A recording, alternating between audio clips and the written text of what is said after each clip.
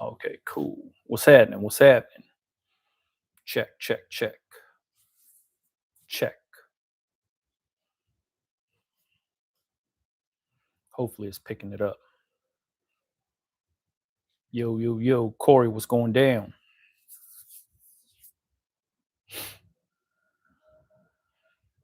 Got on here like 5 minutes late, but we on here. What's going on?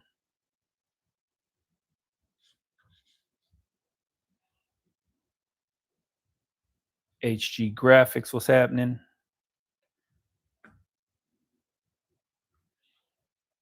Chilling. Hell yeah. Kathleen Thompson, what's happening?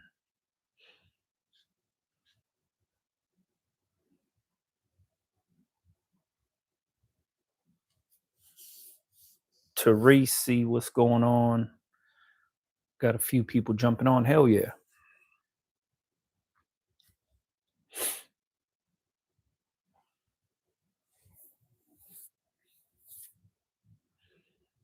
Cool. All right. Um, Appreciate everybody for jumping on, saying what's happening, even watching. You guys already know every single Tuesday, 7 p.m. Pacific Standard Time is when we live stream on here. These live streams are just for you guys, so you guys could ask the questions that you guys want. If I could help you out, I'll try to help you out. I don't have the answer to everything, but if I can help you out, I will. You know what I mean? I think that's the Creep Workshop. What's happening? Or Work Studio. What's happening? Um, I'm a little late jumping on here. I was putting in a AS color order for some blank t-shirts, lost track of time. Um, so yeah, that's why we jumped on like 5 minutes late or so. I want to test out those box t-shirts. I'm pretty sure you guys seen a lot of cool videos already about that blank t-shirt, but I'm excited to try it out. I seen it at the Impressions Expo and I thought it was dope. So I was like, yo, I got to try this out for myself. So ordered up some box t-shirts, some more AS Color Classics. That's what I'm wearing right here. This is an AS Color Classic t-shirt. I wear these things blank. I print on them. I enjoy wearing this t-shirt. It's one of my favorites, so that's why I always wear them. So I had to order some more. We got some heavy fade shirts in that same order. As you guys know, I'm making churro shirts for Disneyland again. So one of the new designs that I'm going to be dropping, I'm putting it on the AS Color heavy fade shirt. So we're gonna have those. You'll be seeing those on my social media channels very soon. What else did I order? I got some tote bags in that same order. I got, I think that was it. Bunch of t-shirts, tote bags. I think that was it. Some of the other things that I have ordered, but directly from is Shockaware. I ordered some shorts from Shockaware. I ordered the PE mesh shorts. I ordered the retro basketball shorts, and I ordered, I forget the name of it, but it was like the woven shorts. I ordered those. Those should be coming in this week too. How's business beginning of the year? Business is booming, man. Like um, the way my business works is how active I am on social media. The more active I am on social media, the more sales I generate. The less active I am on social media, the less sales I generate. The reason it works that way is because I drive all the traffic to my store through social media. Um, this year I started doing the churro shirts again. So then obviously that's an easy sell. So that keeps things floating. But then everything else, West Side shirts, LA stuff, everything for the store is driven through social media. So the more active I am on social to drive the people there to find new customers and stuff, I got to be on social media getting it cracking. And that's kind of where I'm at right now is I'm in a really good space for social media where I'm posting every single day, multiple times a day across Instagram, TikTok, Facebook, um, YouTube, and yeah, the more I post, the more sales generate. The way I use my social media is, yeah, I'm teaching you guys how to do stuff and how I'm pressing shirts and making shirts and doing all this stuff. But at the same time, a lot of that is also promotion for the T-shirt that I'm wearing, the T-shirt that I'm actually um, pressing and stuff like that. So I use my social media to promote things that I'm selling without even promoting them. You know what I mean? So that's how I use all the content that I put out. So especially like for the store, I have a retail store. In order to drive people to the store, they have to be aware that I even exist. So I post a bunch just so I could promote the store and where you could buy the t-shirts from and stuff like that. Um, One of the reasons why I'm doing donut videos, I don't know if you guys noticed, but I've been doing a lot of donut videos and I'm going to local donut spots around Los Angeles mainly to promote my stuff. So you might see me do a donut video and I'm wearing an LA hat that I sell, or I'm wearing a shirt that I sell. Those videos are getting shared like crazy. And it's not because I'm a donut connoisseur or anything like that. It's more so to get people to share the video so then people get exposed to the hat I'm wearing or the t-shirt I'm wearing and stuff like that. It's very intentional with what I'm doing and how I'm doing it. Let me see. So yeah, business at the beginning of the year is booming. It's there's no slow time for myself unless I'm not active on social media driving traffic to my store. And that's to the retail store and to the online store. Let me see. Your heat press is leaking oil. I don't think a heat press should be leaking anything. Um, if the oil's coming out of the little pump in the back, that part I don't know. Wherever you bought the press from, I would reach out to them and be like, yo, this is the issue I'm having. So if you had like a Heat Press Nation press and something was going on, Heat Press Nation makes it easy to reach out to them. So then you could explain your problem and they help you troubleshoot it. So wherever you got your heat press from, I would reach out to the company and be like, yo, this is what's going on with my press. Hopefully they could help you out. I'm tired of using Gildan. Where's the best place to order shirts from? I use AS Color. You could order from AS Color yourself. ASCOLOUR. You do need a wholesale license. So to order from them, if not, you're going to be paying retail, and retail's crazy. So paying wholesale is the way to go. If you don't have your wholesale license, go to my channel, my YouTube channel, click off of this live, go to my YouTube channel and look at the playlist, make your brand legit, and then it'll be a step-by-step process on how to get your wholesale license. If you live here in Los Angeles, it's free. Forever indebted to you for recommending HPN. My press broke and they jumped on a FaceTime and sent the part same day. Absolutely incredible customer service.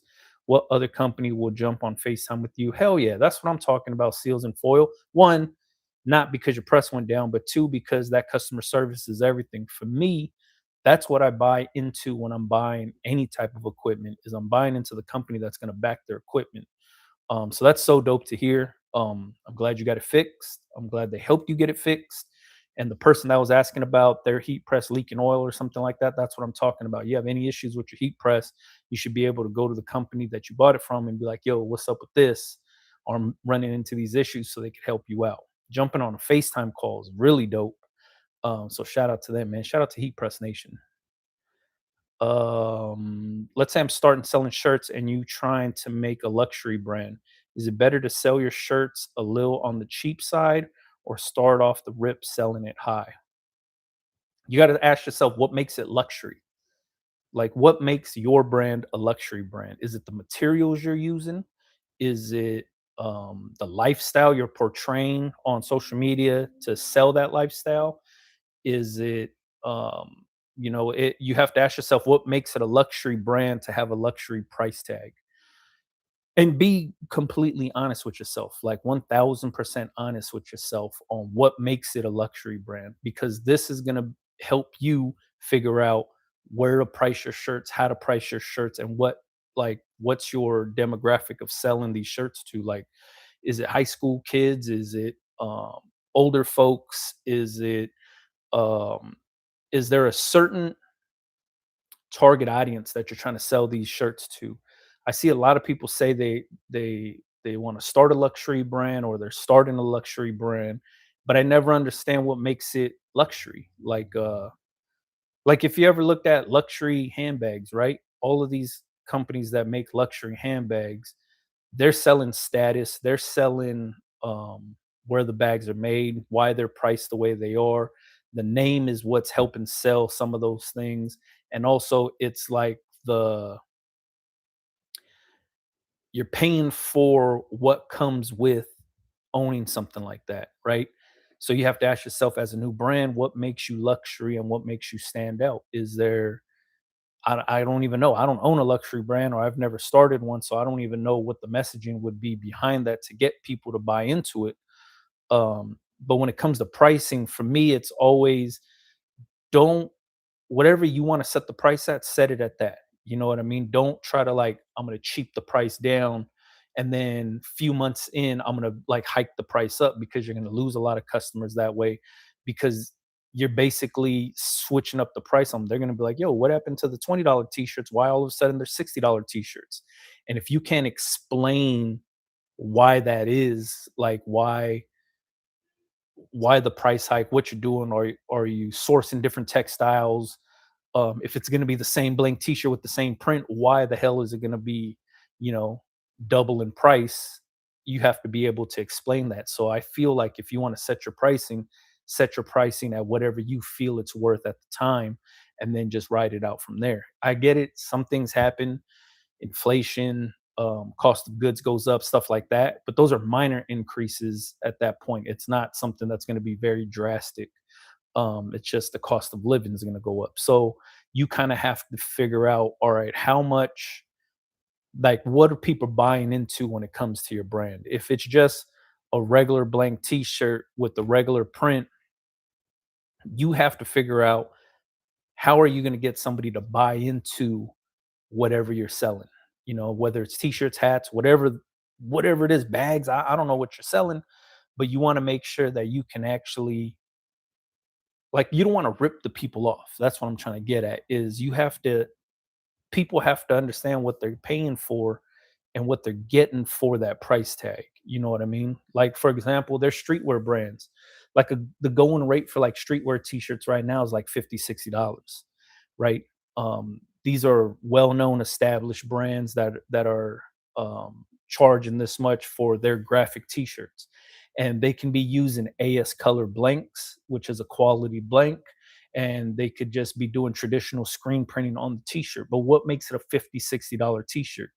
What makes it a 50, $60 t-shirt is the marketing that's behind what they're doing that basically gives off the status of wearing their garments, right? Is it something like Supreme where the shit sells out really quick, or it's only released at certain times, or like the Supreme box logo?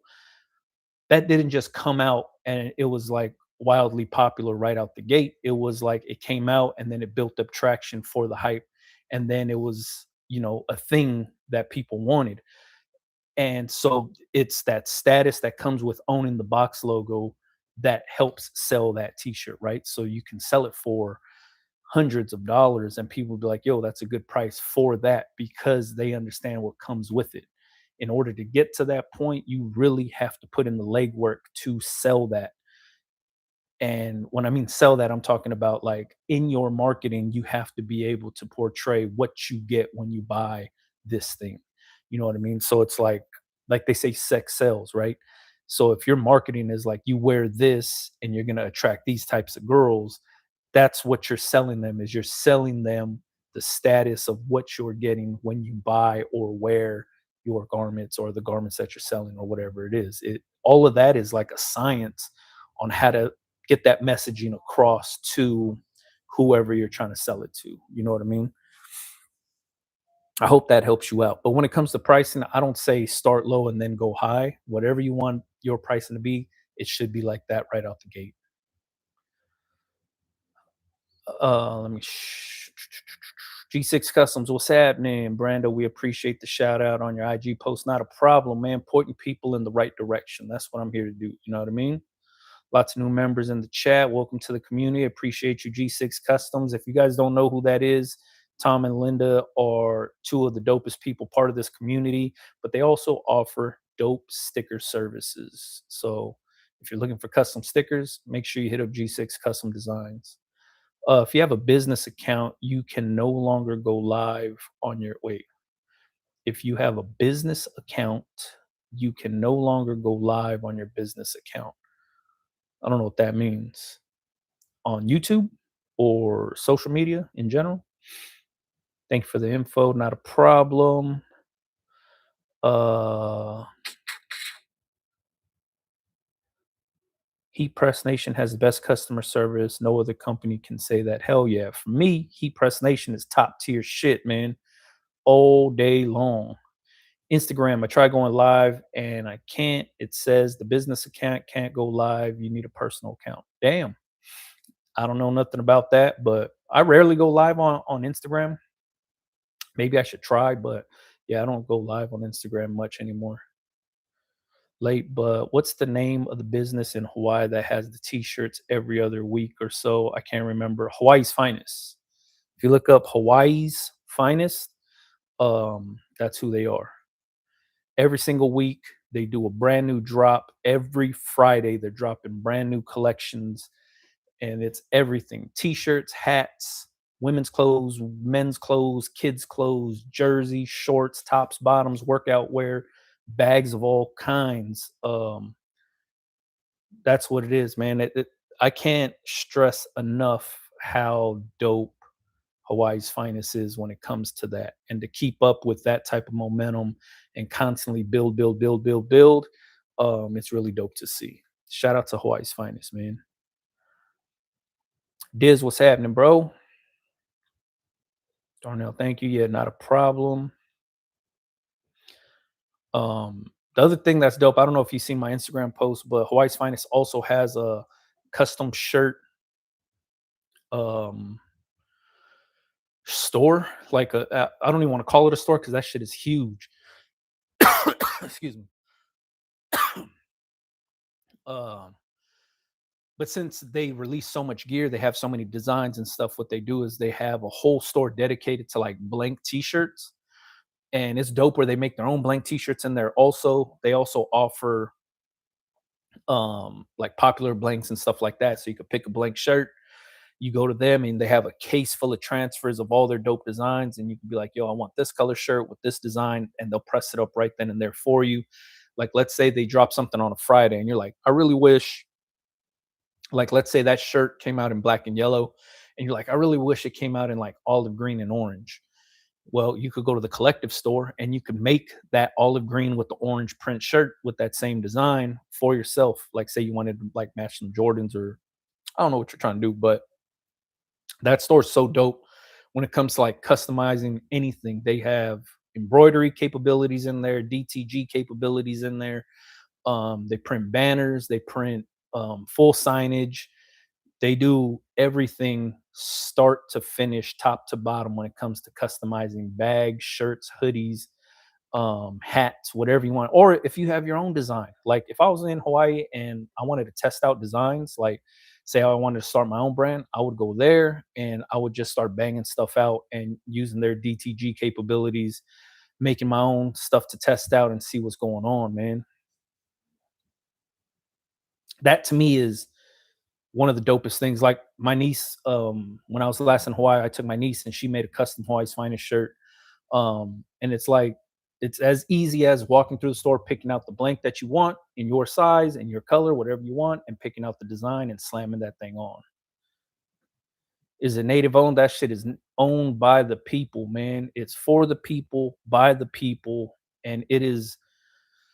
I'll say this: if you go anywhere in Hawaii, you'll see everybody wearing their brand, from the youngest of youngest kids to the oldest of the oldest elder in your family. Everybody's wearing it. There's really no like only these types of people wear it or whatever it is. The whole chain of islands rocks Hawaii's Finest. That's how dope it is, man. Like, I'm not even trying to hype it up and gas it up. It's literally people with the big decals on their cars, rocking the logo. People just like wearing it. Everybody, like I said, everybody, and it's wildly affordable for everybody on the island. Um, they just had crazy rains going on. Whenever there's a crazy rain, they like fucking discount hoodies, umbrellas, jackets for the people. Like that's how like for the people it is like they're very aware of what's going on. And It's not just like I'm trying to like make the most expensive stuff ever. It's more so, yo, this is what's going on. This is how like this is what the weather's like. Oh, the weather's gonna be bad. People need umbrellas and jackets and hoodies. Let's get it to the people. So they discount all that stuff on those rainy days just so people have, it's available to them. You know what I mean? Shit is ill, man. Shit is ill. Let me see. Terrence Cruel was happening. Praying for Hawaii. They got smashed with water. Hell yeah, they did, man. These last couple weeks been rough. Rough. Um, is it native owned? That to me is luxury. Hell yeah, that's what I'm talking about. Um, Theft, what's happening? Plain old Joe, what's happening? Appreciate everybody for jumping on. Why is vectorizing images so tricky? It's because when you're dealing with vectors, it's shapes, right? And then when you're dealing with like raster images, which is like little dots, um, it's all about the finished product, right? So having vectors is dope because you can scale it up as big as you want and you'll never lose quality. When you're dealing with a raster image, something through Photoshop, the higher you scale it up, the lower the quality gets because it gets stretched out, and then you're losing a lot of quality on the edges because it's a bunch of little dots. Whereas vector is shapes, so you could scale it up as big as you want, and it'll never lose its quality. It'll always be tack sharp. So there's a reason why vectoring is the preferred method when it comes to printers, especially like from screen printers and stuff like that. When you're burning screens, you want the sharpest lines ever. You don't want to lose quality in anything. You don't want a fuzzy image, anything. You want to make sure that you could burn your screens to the best of your ability. So you want vector art. But it is tricky to learn and use, and that's why I always recommend to people, like when they're people are like, "Yo, what program should I learn?"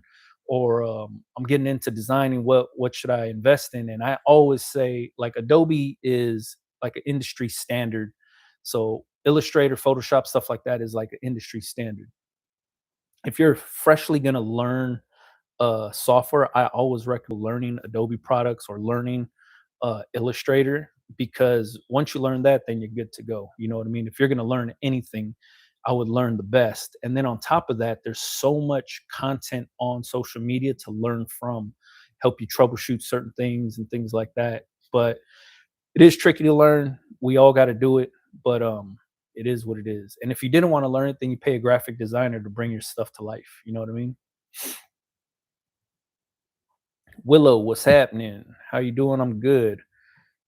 I decided to go with Supercolor and drop TKO. Man, I'm impressed. That's dope to hear. Um, to me, it all comes down to this. And I just had this conversation with the homie Ken from I Can Do It Studios. It's like these transfer companies, technology evolves all the time and things get better. The only people that benefit from that is us, the people that own the heat presses that are using these things. It benefits us when technology evolves, we evolve with it. People are starting to see the difference in transfers, feel the difference in transfers, and understand there's different applications for different scenarios. Um, it's always good to have multiple transfer companies on go at the ready of your fingertips.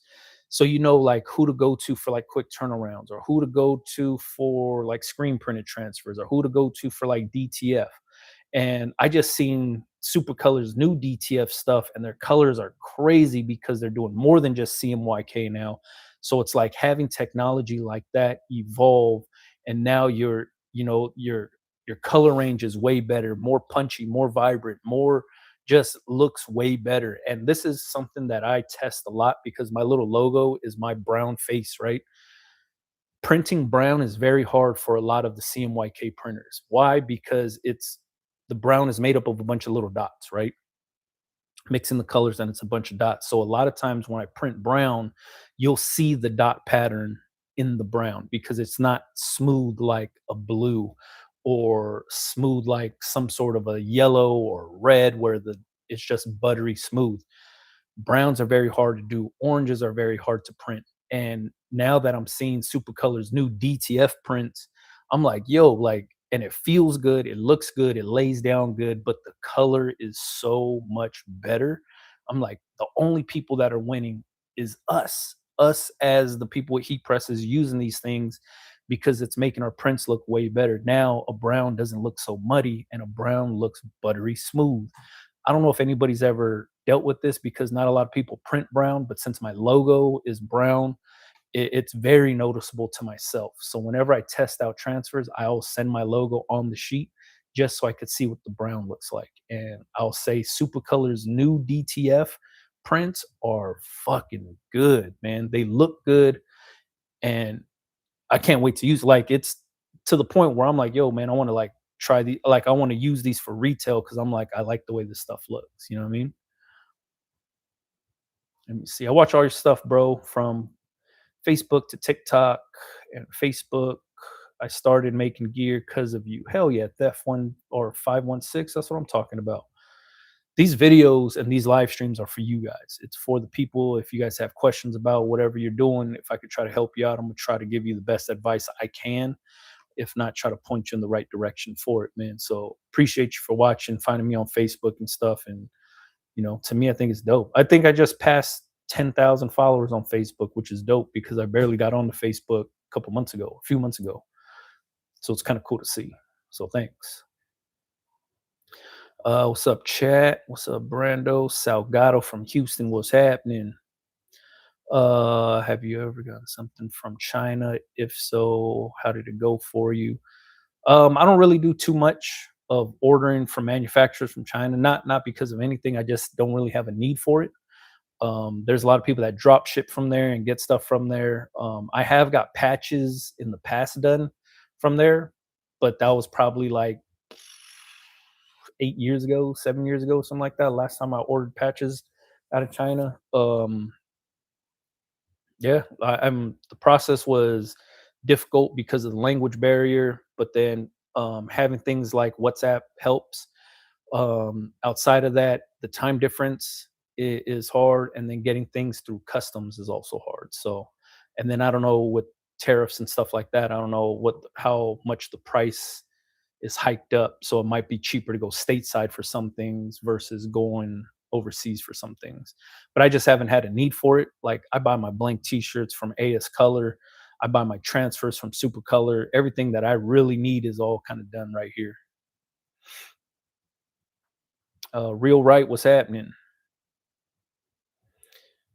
Salgado said, I watch you on YouTube, learn so much from your videos. I appreciate that, man. Thank you. Definitely learn Adobe. I've been using it since the 90s. Hell yeah. I learned on Photoshop. That was the first piece of graphic software I ever picked up and learned. That's why I use it all the time. But yeah, learning Illustrator is to me, Adobe is just where it's at. You know what I mean? Steph said, I'm gonna start going with Super Color. They are dope, bro. Yeah, man. To me, I like Super Color, man.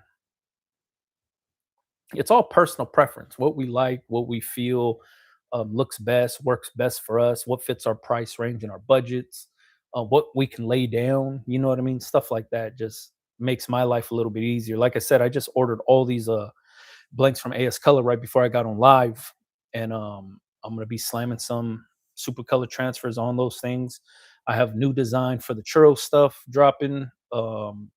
I have a few other things that I'm working on that I'm making for the store. So I'm just trying to just load up as much as possible right now on things because, like I said, my social media promotion and marketing and stuff has been on point lately. So it drives so much traffic to the store where I'm getting a lot of views and a lot of hits and a lot of sales based on just me posting videos of me making shirts and stuff like that. So to keep up with that demand, I had to order more blanks, order more transfers, and on some gang sheets, I take like old designs off of certain gang sheets and I put on new ones, and then that's how I keep things rolling. So that's what we got going on right now. Customs, what's happening? Hardest thing to explain to our customers, send screenshots and want big prints. Yeah, man, that's hard to do. Screenshots is a big one. ripping images off of Google, and it's 72 DPI, and they want to get that thing printed to like a big 18 by 18 print or something like that is hard to do. It's very hard. Um, and AI generated images. I had just had one of the homies had hit me up and was like, "Yo, can you make some shirts?" They're doing like this annual camping trip, or they go off roading, and then they're in the desert or in the mountains or whatever, and they shoot guns. It's like a man's trip, right? So they wanted some T-shirts to commemorate the man's trip. They do it yearly, or maybe like 2 3 times out of the year, and they wanted like matching shirts just to say like, yo, we do this all the time. And it was a cool image, right? It was like some off-road trucks. One was like climbing up this hill, the other one is like around a campfire. There's guns shooting off in the background, but it was all done by AI. And some of the spelling was off, but then also that image looks good when it's tiny, but then when you blow it up, it's horrible. And I was trying to explain to them, like, when AI spits out some of these designs, they don't know what they're spitting it out for. Like the AI program doesn't know that it's spitting it out to make some DTF transfers or to get it screen printed or whatever it is. So the quality is going to be horrible. It looks good on your phone. And then by the time it comes to myself or somebody that wants to print it, and you give them an image and it's like this big and there's a big white square around it because you didn't ask it to do any transparencies or anything like that, the image is unprintable. And I just went through this and I was trying to explain it to some people, man. And people use AI all the time to create these images, and it's a shortcut for a lot of people, but it's still not dialed in and fine tuned to be print ready files. And a lot of people are starting to see that. I'm starting to see a lot of people print DTF with those AI images, uh and you can tell, like, it just has a look to it. And there's nothing wrong with that. If that's how you're designing, that's how you're designing. There's really nothing wrong with it. But to a lot of people that deal with graphics all the time, you can tell when something was created with AI versus created, you know, from scratch. I don't know. It just has that look to it. And a lot of the stuff is like it'll spit it out and like text is tan. Like by nature, the text comes out tan, like beige almost. Um, and people print it as is. They don't switch the colors or nothing like that. It spits out that image and they just print it. Sometimes, like I've seen a flower design that somebody did, and the flower is here, but then the leaves are like going through the petals, which on a rose bush it would never do that. But somebody doesn't catch that because it's not. It's just they see the color of the flower and it's like, oh, this is exactly what I was looking at. But when you really look at the image, it's like leaves shouldn't be going through the petals, and there's just little things like that that don't look, uh it throws the design off, you know what I mean? But to a lot of people it don't matter, and you just print it and so be it. And I also see a lot of people using it for logos for like their brands or their businesses. And like my little cartoon guy that I use for my logo was hand drawn, right? I showed the process on how to draw a cartoon person and then use Photoshop or Illustrator to like use the pen tool and recreate it digitally. Um, a lot of other people's that are doing it, they're just like going into the AI apps and just saying, "Hey, create a cartoon image of my face or whatever it is," and then you could kind of tell because it just doesn't have, like I say, there's just a look to it. But it is what it is, man. People are going to do whatever they can to make their lives easier, and it seems like AI is making a lot of people's lives easier, especially when it comes to design stuff. Let me see. For example, I'm playing my favorite game on a high quality TV. I pause. I want to take the image from the game to a t-shirt, clean and vibrant. Wait, I'm trying to figure out what you're asking here.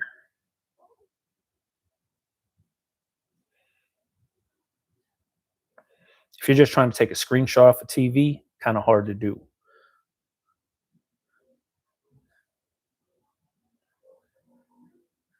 Gotta agree, you got serious pop on the DTF with Super Color. Yeah, the new Super Color is more than just CMYK, whereas a lot of these at home DTF printers are just CMYK.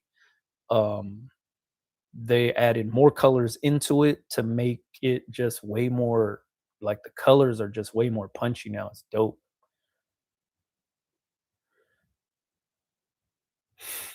Um, about the hat brim branding sticker, do you have any supplier recommendations? When it comes to, like, those, all you have to do is, like, just, um you gotta know what you want. Like, for mine, mine's a holographic sticker, right? So if you just look up custom holographic stickers, it'll pop up. Or if you wanted, like, to make it look like, a lot of people try to make their stickers look like the new era sticker. Those are like foil stickers or metallic stickers. So you look up custom metallic stickers, and then it'll pop up for you. I don't have any companies that I recommend that do it, only because it's like super expensive everywhere. So whatever company you go with, it's gonna be expensive. If I had like a cheap supplier to do them, I'd share it, but I don't. It's just holographic stickers are probably one of the most expensive stickers outside of UV coated stickers or UV laminated stickers, but holographic, metallic, foil stickers are dumb expensive. So they're pretty much the same price everywhere. I would say Google what you're looking for and then shop around to see who has the best price.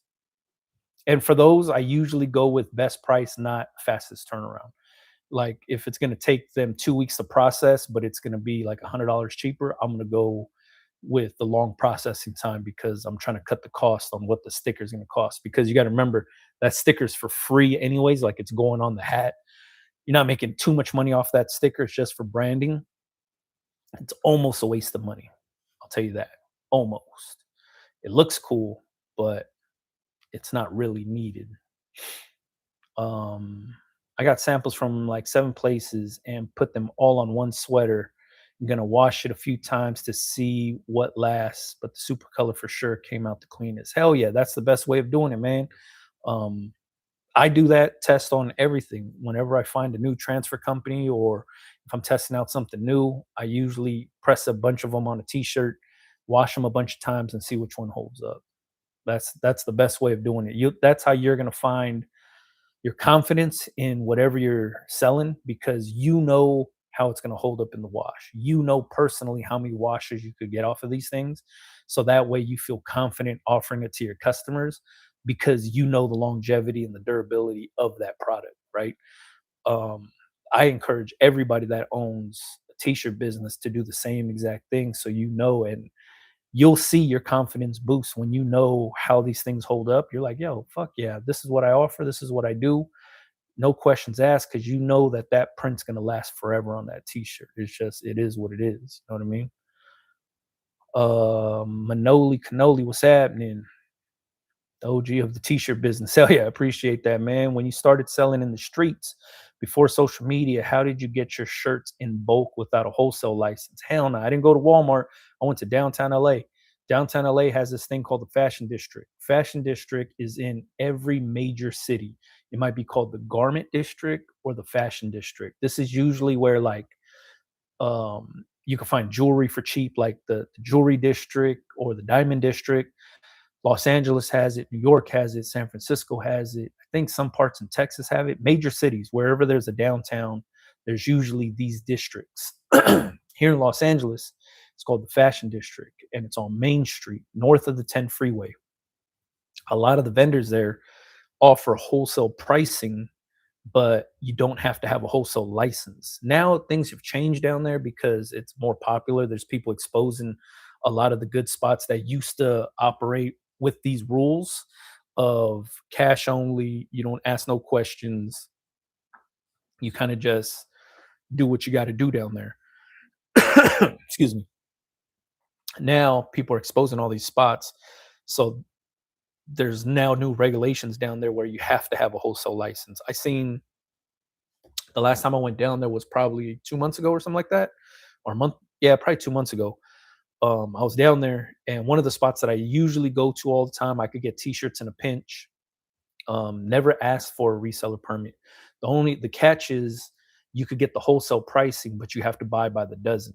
And when I say buy by the dozen, you have to buy 12 of the same size, same color, same branded shirts. So, like, let's say you wanted size small, medium, and large, you would have to buy 12 of each of those. There's no like, let me just get two smalls and two mediums in this color. It's same size, same color, same branded shirt. So I went to the spot.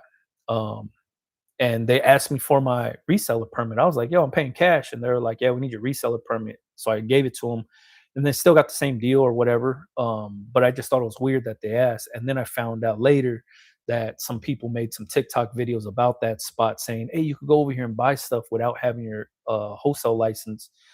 And then it got blown up, and then now it's getting regulated again. So that kind of sucks. But I would go to downtown LA to the fashion district.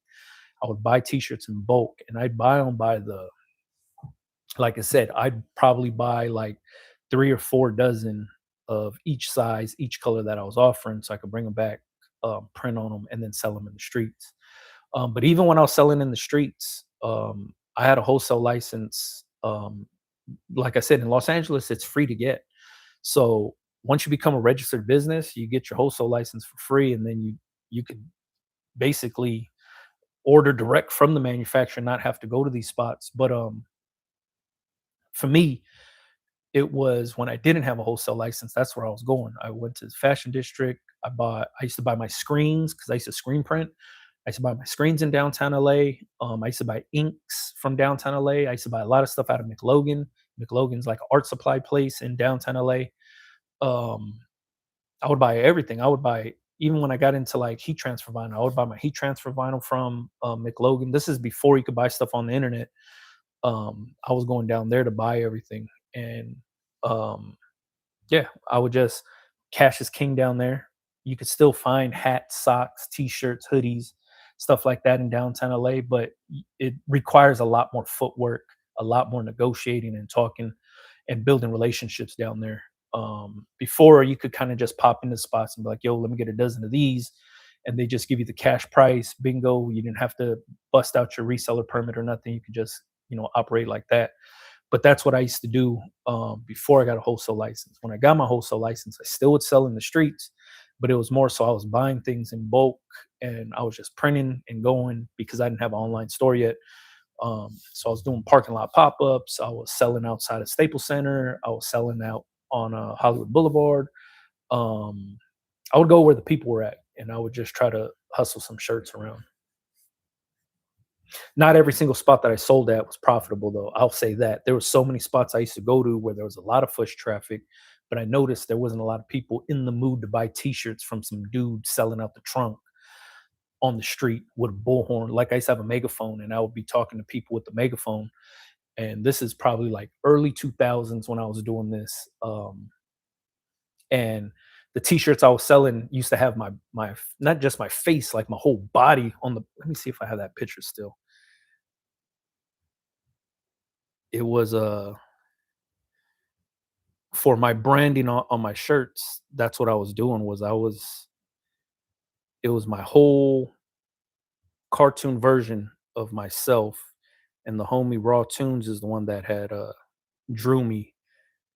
Let me see. I hope I still got this picture. My aunt just sent it to me too.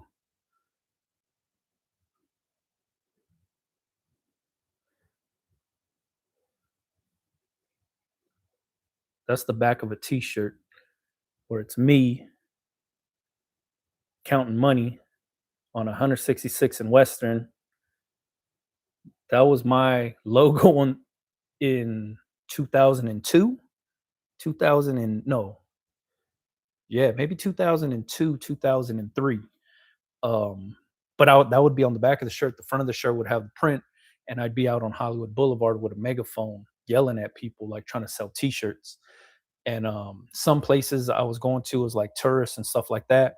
Nobody was in the mood to buy T-shirts at the time. Like, nobody cared about any of that. You know what I mean? So it was like you're yelling and you're just bothering people, and all of that yelling and thinking I'm creating attention for myself, but it was negative attention because people were starting to like, they weren't even interested in what I was selling. So I had to pick and choose where I wanted to sell the shirts and stuff like that when I was selling out the trunk. Um, like a good one would be I started to notice outside of liquor stores was a good place to sell t-shirts, especially on Fridays on payday.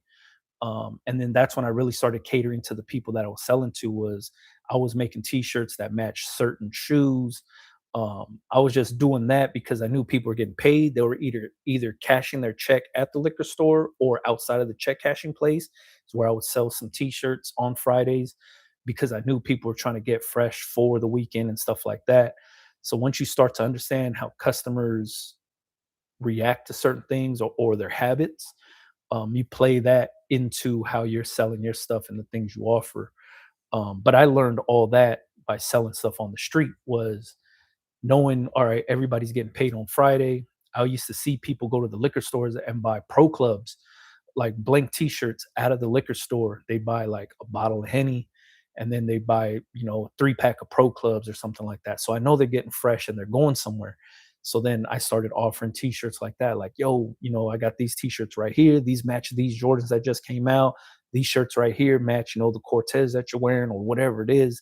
And then I started to like play into those people's habits that way, especially like if I knew people were going to be on Crenshaw, I would make shirts for people that were going to Crenshaw to cruise and just hang out and party out there. I would make shirts for that, put them on, print them on pro clubs, and then I'd sell them to people throughout that weekend because I knew Sunday everybody was going to go to Crenshaw. I wanted, instead of selling shirts at Crenshaw, I wanted to sell shirts to people that were going to Crenshaw so they could show up there wearing the shirt. That was my mentality after a while, because you start to understand who, like I say, you start to understand your customer base and how they operate and what their habits are, their spending habits.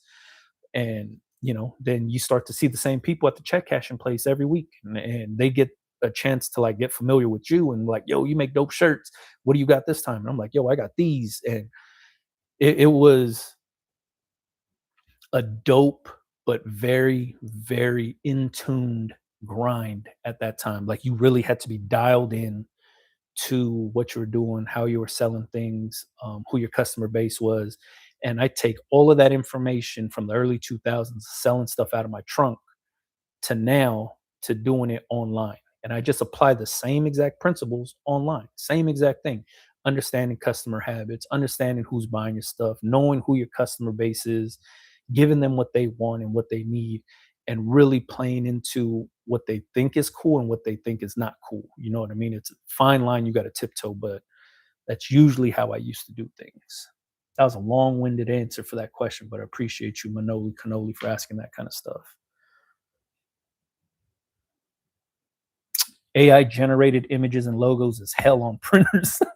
Great for small stickers, but even then, to try and make cut lines, yeah, it's crazy, man. I understand it. Unfortunately, just like everything, AI will be the norm regardless of whether people like it or not. It sucks, but that's how things work. It is how things work. So it's either you adapt to it and adopt it, or you try to fight against it. The longer you fight against it, the further behind you get in the stuff. I think it's more of, you don't have to use it.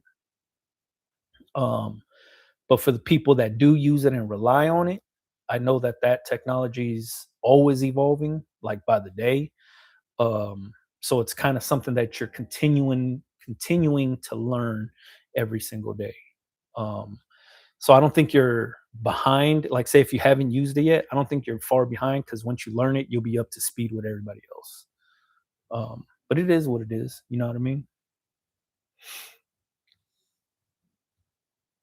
Holographic stickers. Some printers use super thin material for something like that, for hats. Yeah, and like the ones I got, that the printer prints white. So um, let me show you. Here's my little sticker. My little guy has a white T-shirt. Inside the hat is white, and then there's even gray inside the brim of the hat, and then the detail and tattoos stuff. But it's just a regular holographic sticker. That's all it is. Let me see. In my fashion district, oh, in New York's fashion district sells a lot of B grade and minimal damage merch. Yeah, there's a lot of that in downtown LA too, but everything on Main Street is pretty straight. The closer you get to Santee, That's another street, and that's also like the alleys is like very popular for like discounted shit and stuff like that for shopping. The closer you get to Santee is where a lot of the B grade stuff is. So I try to stay away from there and try to stay on Main Street. I also try to tell people to stay on Main Street also. Have you tried halftone on your DTF? Yep. I halftone a lot of DTF stuff. I halftone a lot of the super color transfers I use. I halftone a bunch of shit, man. If so, how well do they look and how durable are they once washed over time? Yeah, when it comes to halftoning, it's the same exact thing. All you're doing is just adding a bunch of little dots or lines and gaps in your prints. Um, Still wildly durable. It's the same adhesive being used. Everything is exactly the same as you would do a full flat print. You know what I mean? It's just letting the shirt breathe um, through the print by half toning stuff, by doing color knockouts and stuff. So I don't see any change in durability. I don't see much. It's just a different. It's this is how screen printing used to be, or is. This is a screen printing technique. Using half tones is a screen printer's thing, and it's dope that people are starting to understand. And you have people like Odyssey Rock and that T-shirt dude who are also used to screen print stuff and very, very knowledgeable when it comes to the graphic design side of things on how to do it and the importance of doing it. But that's all it is an old screen printer's technique on mastering prints, creating shadows and gradients, and it used to be a trick for a lot of us to minimize the screens being used. So you would add a halftone screen instead of doing like two different grays or three different grays. Or um, for me, that's how I used to use it. Was I would halftone a lot of stuff. So then that way it would give the print a different dimension of looking like it has more colors than it really does. Um, but yeah, halftoning to me is should be used by everybody. Everybody should be doing it in their prints. Not every print needs to be halftoned, but to me, I think it's dope that people are doing it again because I hate like the big just solid prints on shirts. Like if you look at any of my shirt designs that I make, I knock out the colors in a lot of them because I always feel the shirt needs to breathe. If not, you're just gonna have a big piece of ink on your back and it's uncomfortable to wear. So doing color knockouts and halftones helps with that process, like helps with the wearability of the shirt, if that makes any sense. But I do it on a lot of my stuff, man. I have a few questions on doing my DBA and wholesale permit. I'll pay for a personal Zoom call. I see you don't offer it no more. I don't have any time right now. Um, the only times I put the one-on-ones up is when I have time. But right now, like I said, we're really busy in the store. We're really busy in the shop. I'm traveling, so I don't have any time to do any one-on-one calls. But there should like any question you have about doing a DBA or your wholesale permit or reseller permit license, whatever you want to call it, it could be answered. Like if you watch those videos that I made about how to get it, that'll help. That'll walk you through it. That'll give you everything. If you know how to fill out an application, you'll be good to go. How are the Atlanta vinyl 3D puff transfers holding up for you? Thinking about trying them out myself. They held up perfect for me. I haven't had any issues. What I did notice though is adjusting the pressure affects the puffiness. So um, when I started pressing them, I was going heavy and it puffed up a little bit, like good enough to where I'm like it was comparable to like the vinyl, like puff vinyl.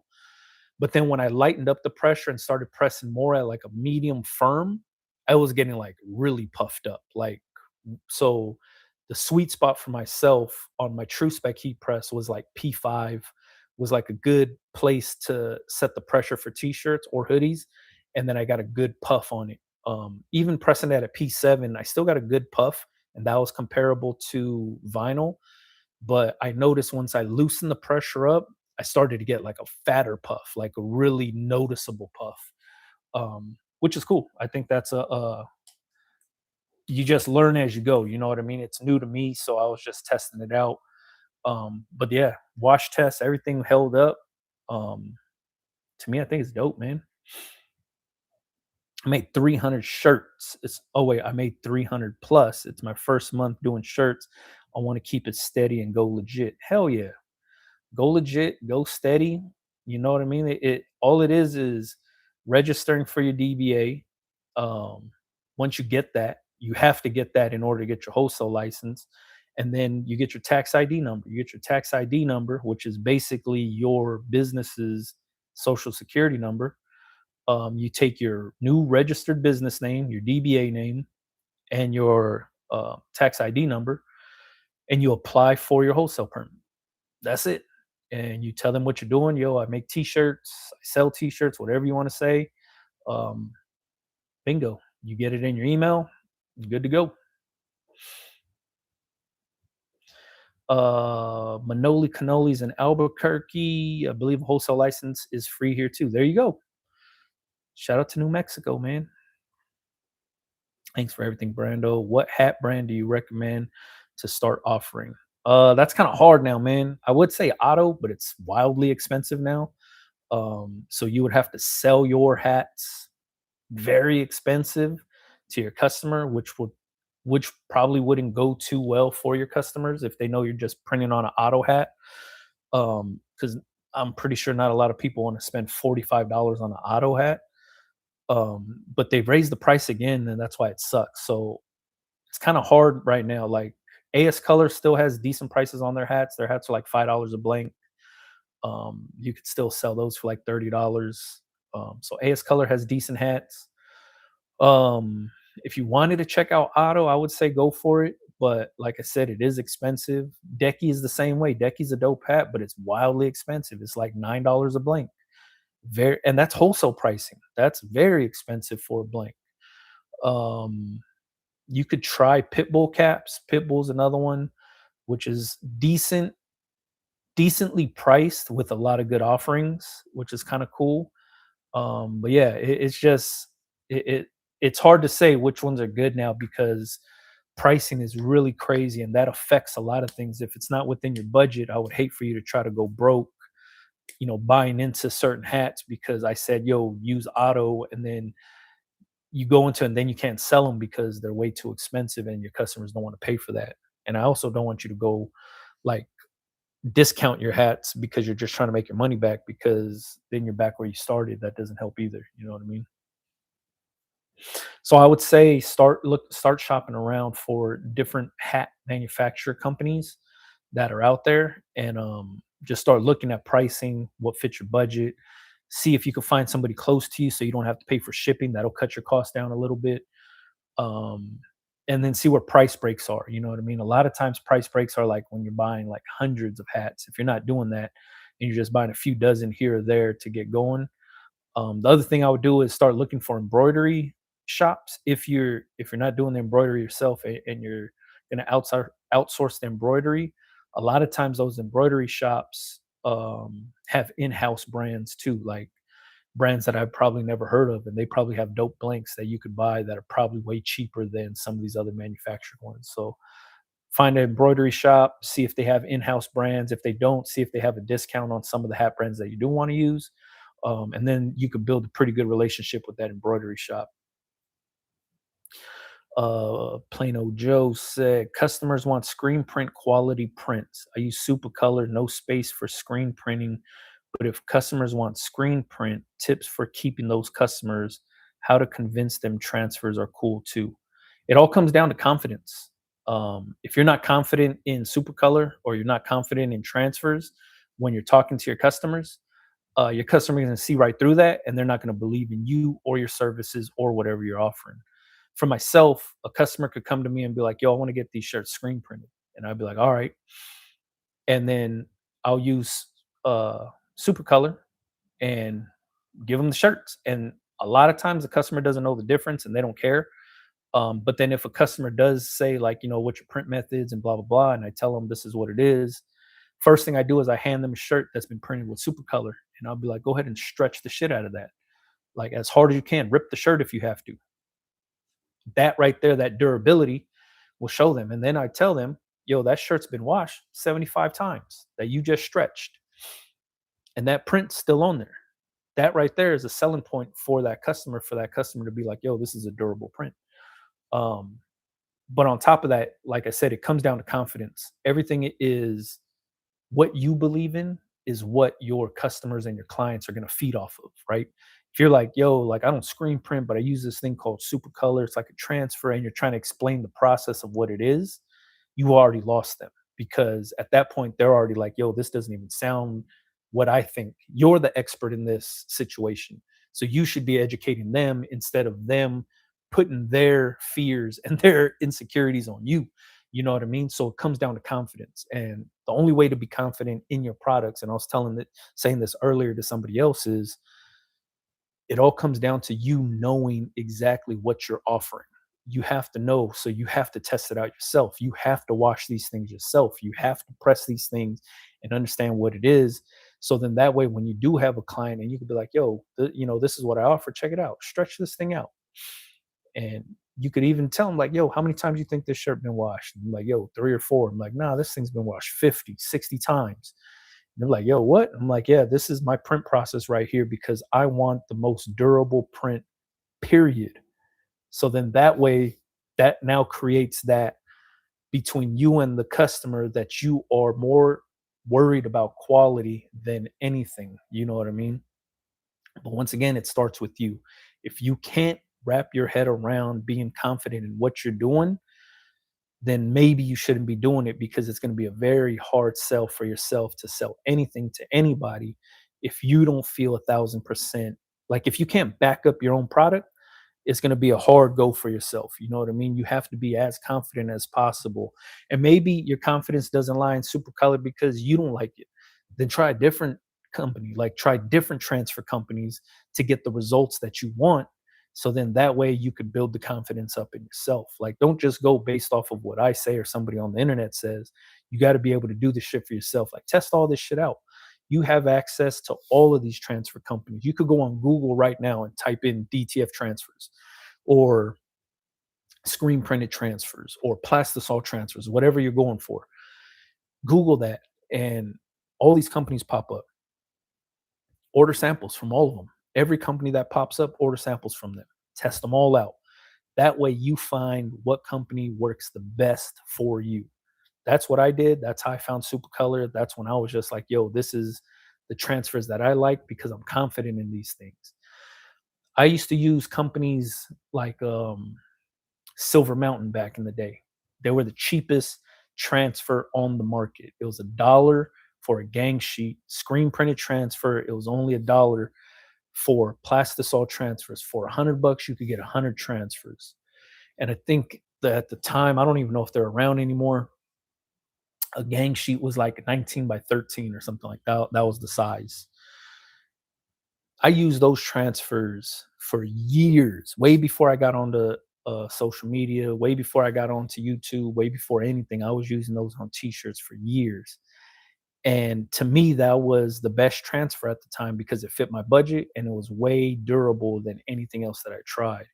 And the only reason I stopped using them was because the quality started to go down. Once I seen the quality go down, I no longer felt confident in those transfers to offer them. Like if you bought the list, my old ebook of all the transfer companies I used to use, Silver Mountain's on there. And that was like I said, the cheapest transfer, $1 a transfer. Wasn't nobody offering that back then. And their turnaround times were dope as hell.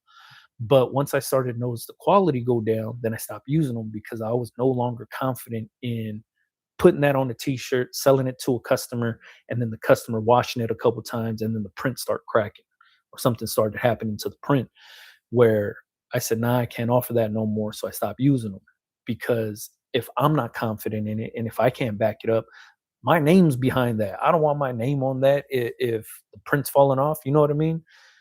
So for yourself, that's what it comes down to is you being able to just be confident in what you offer to your customers. So they come to you and say, yo, I want to get this screen printed. Be like, all right, cool, man. This is what I do. Here's a sample of something I've done already.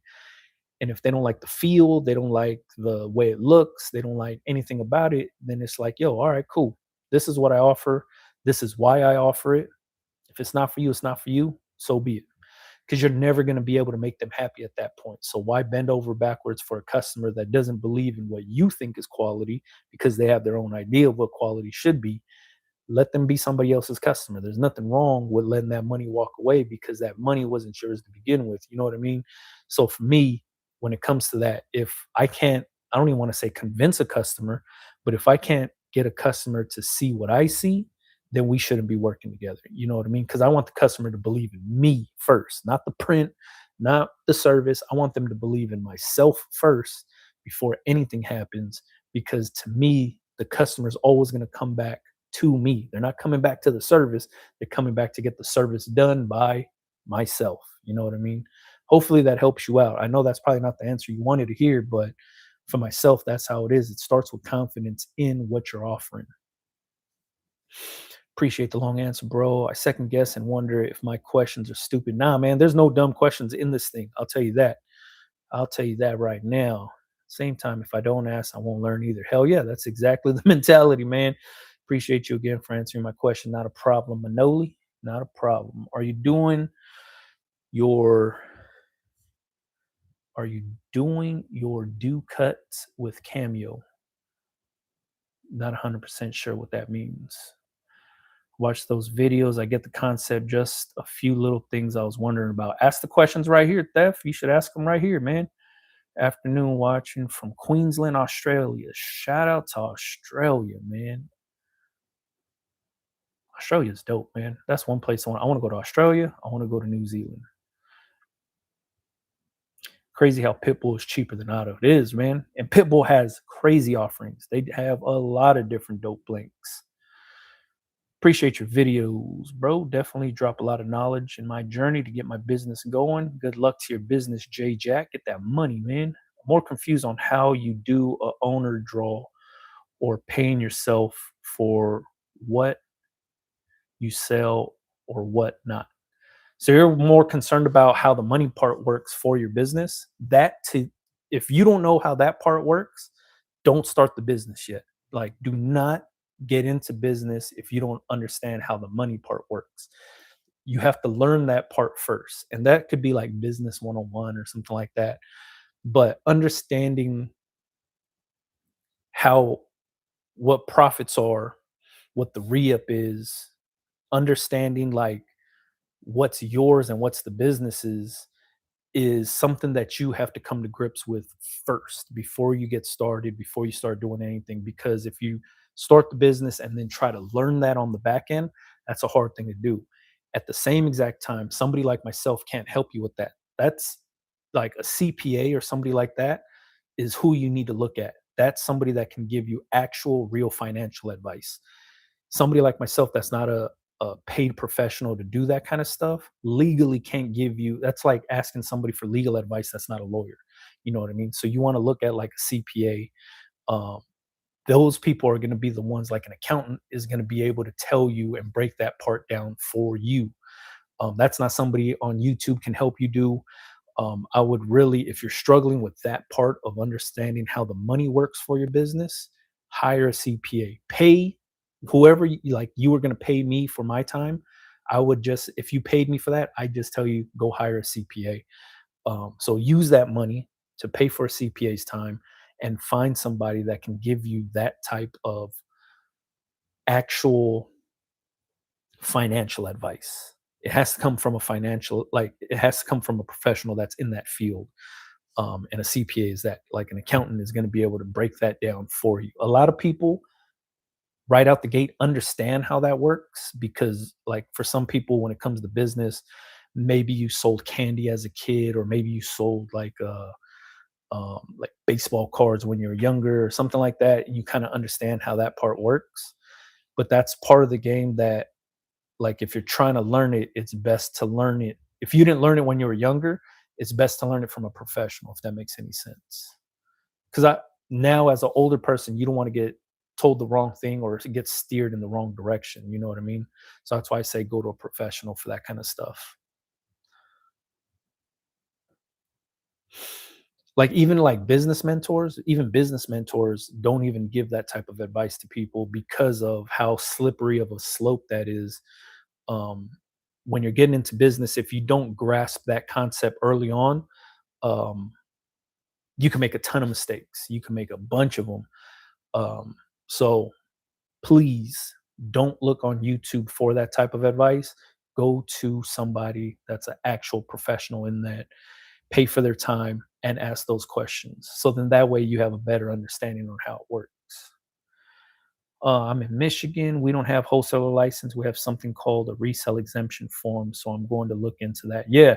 Here in Los Angeles, that shit's called like a seller's permit or reseller permit. They changed the name around, but that's basically what it is. Got my DBA in Vegas, but it doesn't have its own EIN. You have to go to the IRS to get your EIN. DBAs don't just naturally come with them. You go to the IRS and apply for an EIN, and it's pretty instant. You sign up for it, and bingo, you get it. Should I ask for one to get a yeah?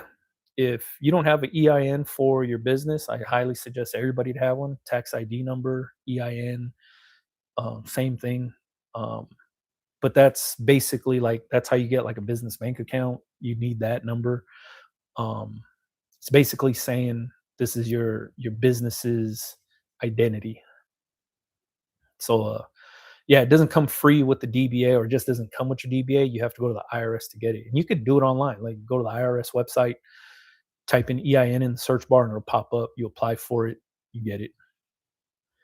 With DTF, it takes you back to the 90s, rap tees. The print felt like you had a garbage bag ironed on your chest. Couldn't hide from the cops because the shirt print would snitch on you. Fuck, that's some funny shit. That's good.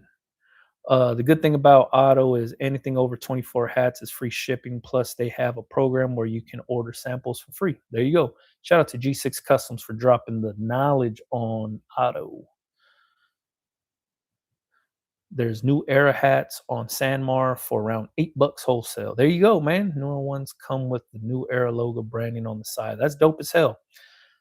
Bald Bros, shout out to Bald Bros. I'm a bald bro myself, but if you have a Sanmar account, sign up for Sanmar. You could get you some new Era hats, man. That's dope.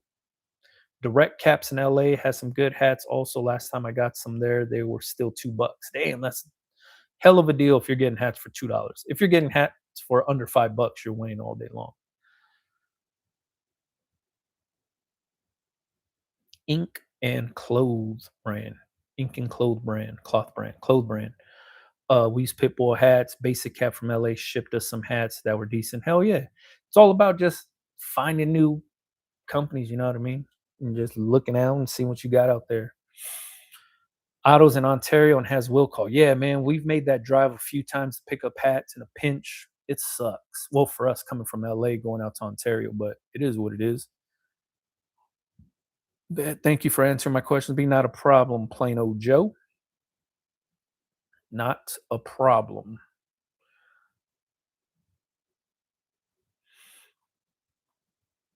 I haven't started yet. I want to learn it all, like you said, before I get it. That's fucking the best thing to do, man.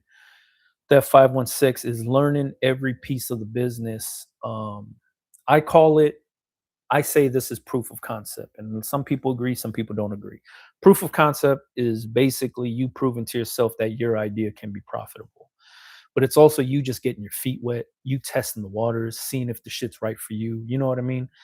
Um, so going through this learning process is the fun part of the business because once you actually start the business and the pressure's on to make sales, to get money and stuff like that, that's when things start to get a little hectic. But this is the fun part. Learning to me is the fun part of the business. I like whenever I mentor somebody and whenever I'm consulting with somebody, whenever I'm on the outside looking in and helping somebody start their business, build their business, scale their business, I love watching the part where the people are learning the most because that's the exciting part to me. That's like the part where you'll start to see shit click, where you're like, oh, they get it now.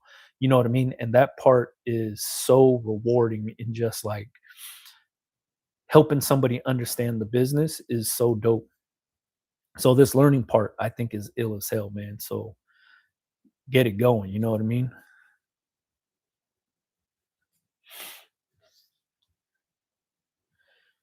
Let me see.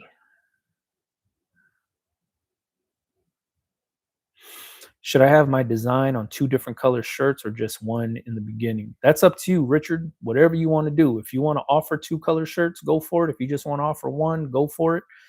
Don't feel like you have to offer the customer options because the customers don't need shit. You know what I mean? It's more so, and I don't mean that in a harsh way, but I mean that in a real way because are you going to invest in two different color blanks for this one design?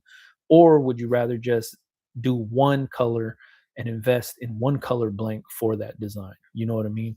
It all comes down to you, the business owner. Don't do things that you think the customers might want. Do things that you think that the customers will react to. If it like in my experience, giving the customer multiple options sometimes kills the sale. And that's only because they're undecided. And a lot of times when I'm out vending and there's so many options, customers will be like, there's so much shit to look at, I'll come back. And they usually don't come back. Sometimes they do, but most of the time they don't because there's just way too many things for them to make their mind up. The simpler you make it for them, the easier it is, especially if your design is a banger design and that the design is catching a lot of eyes, you could drop it in one color, let that ride for a few months, and then as that shit starts to die down and you're not making sales, drop the new color. And then now it's scaling back up. And those same customers that already bought it in this color, chances are they might buy it in the other color. Perfect example, my West Side shirt. I sell that t-shirt in a bunch of different colorways. I first launched it in black and white, black shirt, white print. It did good. We're fucking booming. Then I started to see a dip, and then boom, now I offer it in black and yellow, and it's going back up because all the people that bought it in black and white are like, "Yo, here's a new color, black and yellow." That's starting to die down, and it's coming down. Now, boom, white and black, white shirt, black print. It's going back up, and it's fucking booming. Once it starts going down, next thing you know, bingo, now I'm offering it in blue. That's all it is. If I offered all four of those colors right out the gate, it would go up and then I plateau and I'd be down. But keeping the wave going by offering the more colors is you get a chance to see if that design is going to be good, offering it in one color first. And then from there, if that design does really good and you're selling a ton of them, means you have a banger of a design and people like it, they gravitate towards it, they want to buy it. Offering them with the trickle effect of just launching things one at a time and giving each design and colorway a chance to breathe and have its own moment is the best thing you can do. Don't just do it one week this color, next week this color, the next week. I'm talking about let months go in between. See, like really track your sales. Give yourself a chance to promote that shirt to its fullest capability before you start to see it plateau or taper off. Once you start to see it taper off, then drop the next one. And by that time, you're just recycling the same design on different colors. You'll be good to go. Trust me, it works that way. Really look at that West Side shirt. 5 years ago, I dropped that shirt. It's one of my best sellers. And all I do is keep switching up the color. That's all I'm doing. Same design, same audience, different color.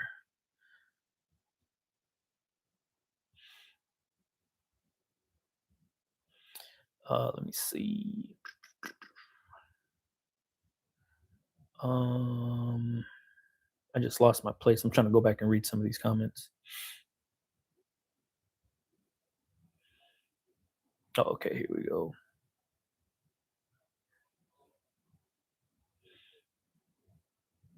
Have you heard of a brand called Authentics? I've never heard of a brand called Authentics. I like the way they fit. What shirts do they use? I don't know what shirts they use. I've never heard of that brand. Have you ever tried reaching out to whoever owns that brand and be like, "Yo, what blanks do you guys use?" I would do that. Start there.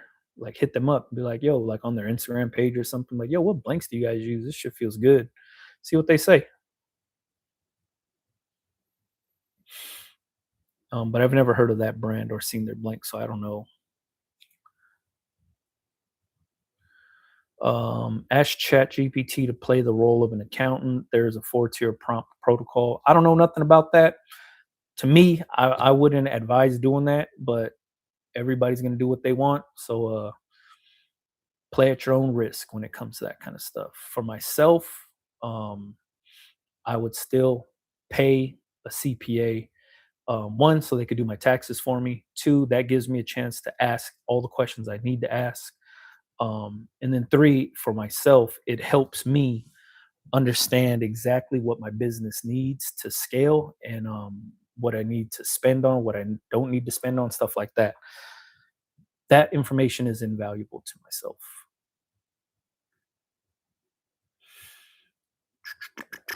Devoted brand, what's happening, bro? Do you have any information on where to get different camo tee variations wholesale? Yeah, man. Go on my Instagram page and scroll back down towards January when I was posting a lot of the stuff about the Impressions Expo because I showed all the camo spots, companies, their blanks, what they offer, stuff like that. It's all on there. Can I order some graphics to press on a few shirts for myself? Hell yeah, you can do that, man. You just go to like send your graphics to like somebody like Supercolor. You get them things printed out, press those things on a shirt, you're good to go.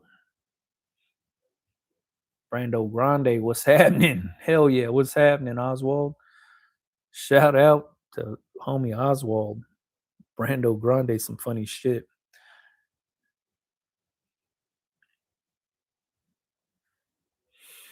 Um, this is pre-recorded. Nah, it's not pre-recorded.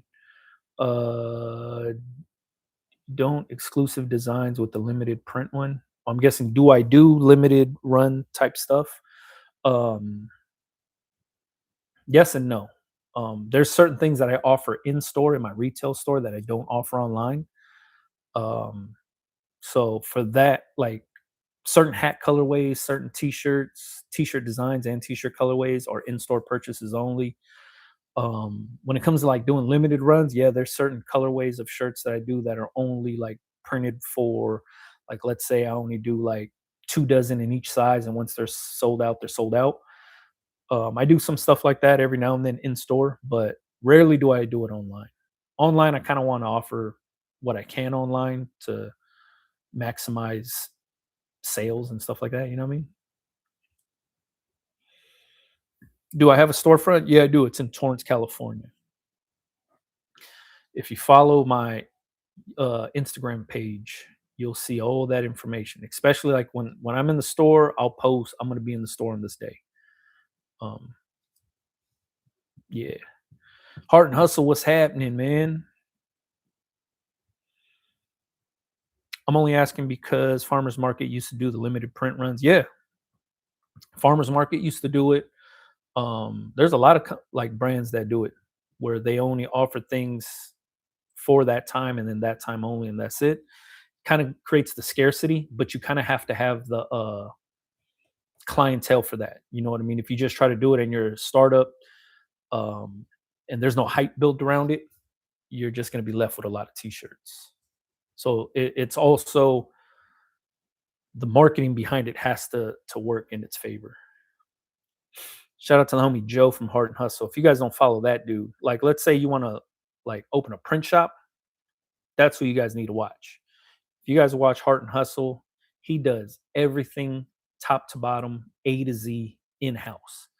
Screen printing, transfers, embroidery, lasers. He has a retail store where you can buy blanks. He has fucking everything. Shout out to Joe, his whole family, what he does. To me, I think it's one of the coolest channels to watch because you get a chance to actually watch somebody really do uh everything that they it's like, say if I wanted to like I've been looking at like lasers, right? So me looking into lasers, I'm looking at what Joe's doing at Heart and Hustle, and he's lasering everything like mugs. He's doing so much stuff.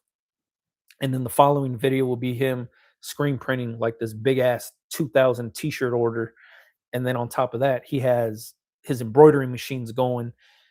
It's just watching somebody actually work like that is pretty crazy to see because you get an inside look on what it would like what's a day-to-day looking like. Um, so make sure you follow that dude, man. Super dope, really, really knowledgeable about what he's doing, and he has his hand in everything when it comes to this decorating business. Um, and he's killing shit. And he's doing like window signage. He's doing large format prints. He's doing everything. So make sure you guys follow Heart and Hustle Printing, man. Dope ass dude. family ran business. It's just insane, man. Insane. Keep killing that shit, man. Did you happen to get the package I sent? Yeah, I did. It arrived at the store. I just haven't had a chance to, but the homies that got the package told me that I got something sitting on my desk. So next time I'm at the store, I'll make sure I check it out. I'll open it on camera too. But I appreciate you, bro. Thank you. What is your thoughts on heat pressed embroidery? Like patches, like embroidered patches being heat pressed, or the effect that people are using uh digital files that look like embroidery but in a transfer. I'm not 100% sure what you're asking. Oh, patches? I think patches are dope, man. I press them on hats. One of the big reasons why I got that true spec cat press from Heat Press Nation is so I could do patches on hats. Only because it heats up from the bottom, so it'll heat up the glue. So then that way, all the heat's not just coming from the top. But yeah, slamming patches on hats to me, I think is an easy call.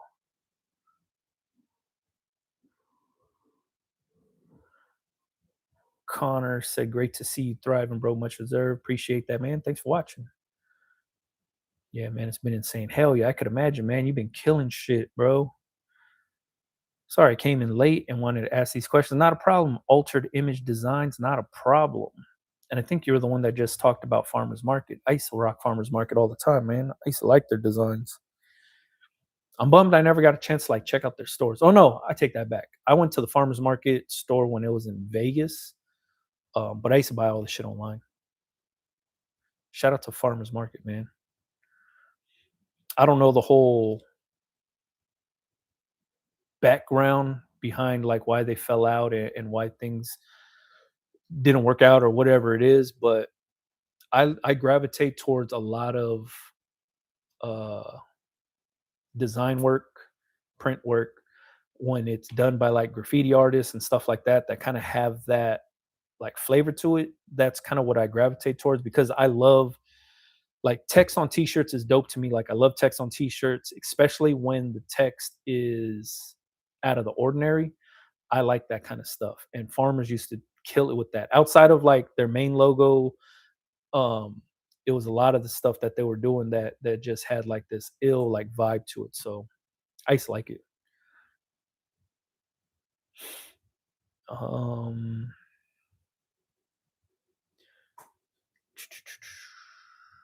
I didn't know you could heat press embroidery. Yeah, heat press patches could be as long as there's adhesive on the back, you could press that sucker on to anything, man.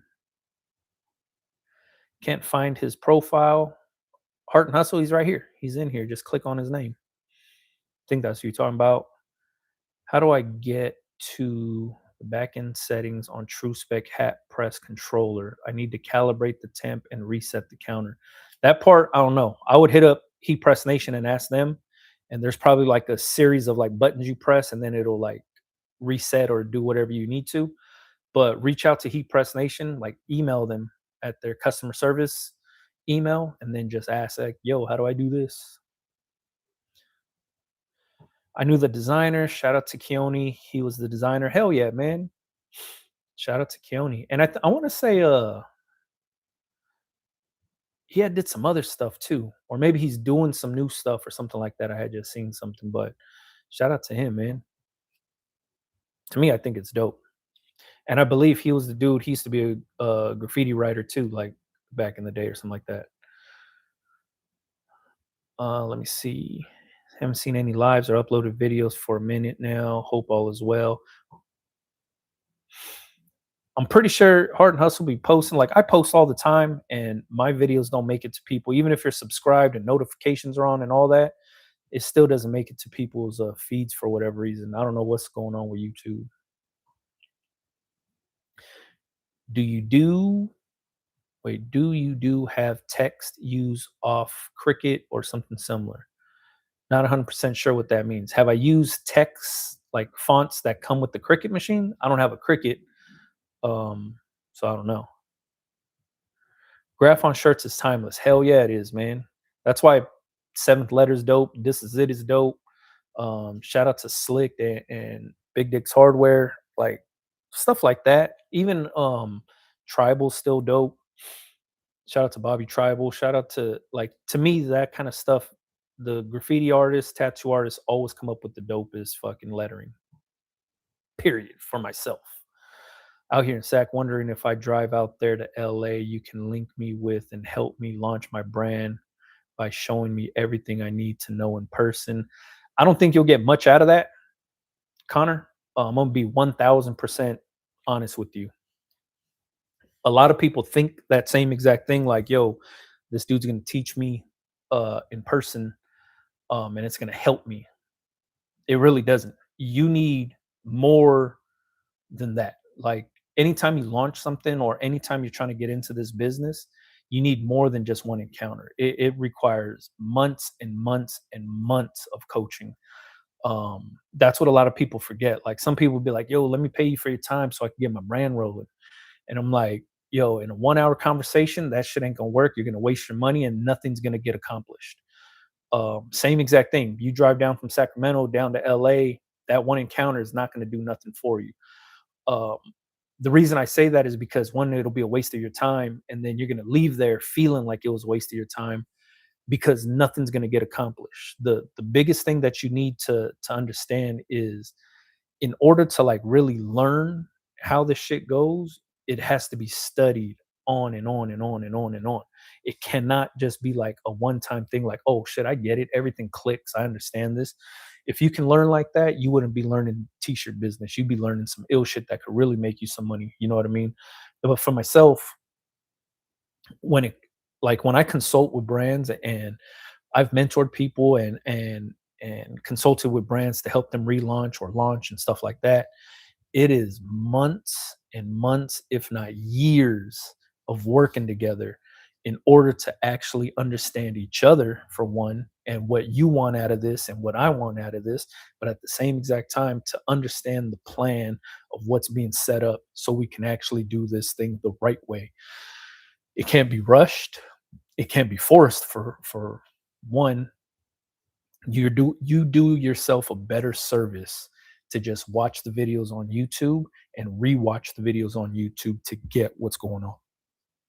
I would never take somebody's money or take somebody's time thinking I'm going to be able to teach them in an hour or two or something like that, because that's not how the shit works, man. Like, it sounds like it would, and you'd be like, nah, man, like, shit, you don't know me. I learn differently, or I'm way more savvy than that, and I'm gonna pick up, I'm gonna take notes, I'm gonna record sessions, I'm gonna whatever it is. You'll still leave there feeling unaccomplished and more lost than ever, because you're gonna try to cram so much information in one sitting that your brain isn't going to be able to compute everything that's actually being told to you or shown to you and stuff like that. It's I've been through it many times, and every single time I've noticed that it does nothing for the end user. Nothing.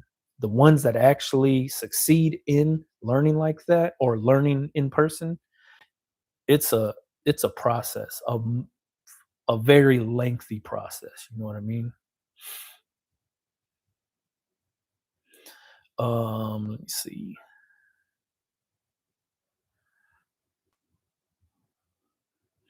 Have you seen the liquid DTF from Stalls? I have not. Gives your design a 3D effect. No, I haven't seen that. Seems like a cool thing though, but I haven't seen that. Somebody just put me on to like a new goof proof or something from Transfer Express or Stalls or whoever, but I haven't checked it out yet. Yeah, as a graffiti artist back in high school. Hell yeah. That's how most dope clothing brands start, is from graffiti artists that used to write, because you kind of understand the basics of art at a young age, and then it applies to t-shirt designs, making things symmetrical, making things look good, squared up. It just gives things a certain style and flair to it. You know what I mean?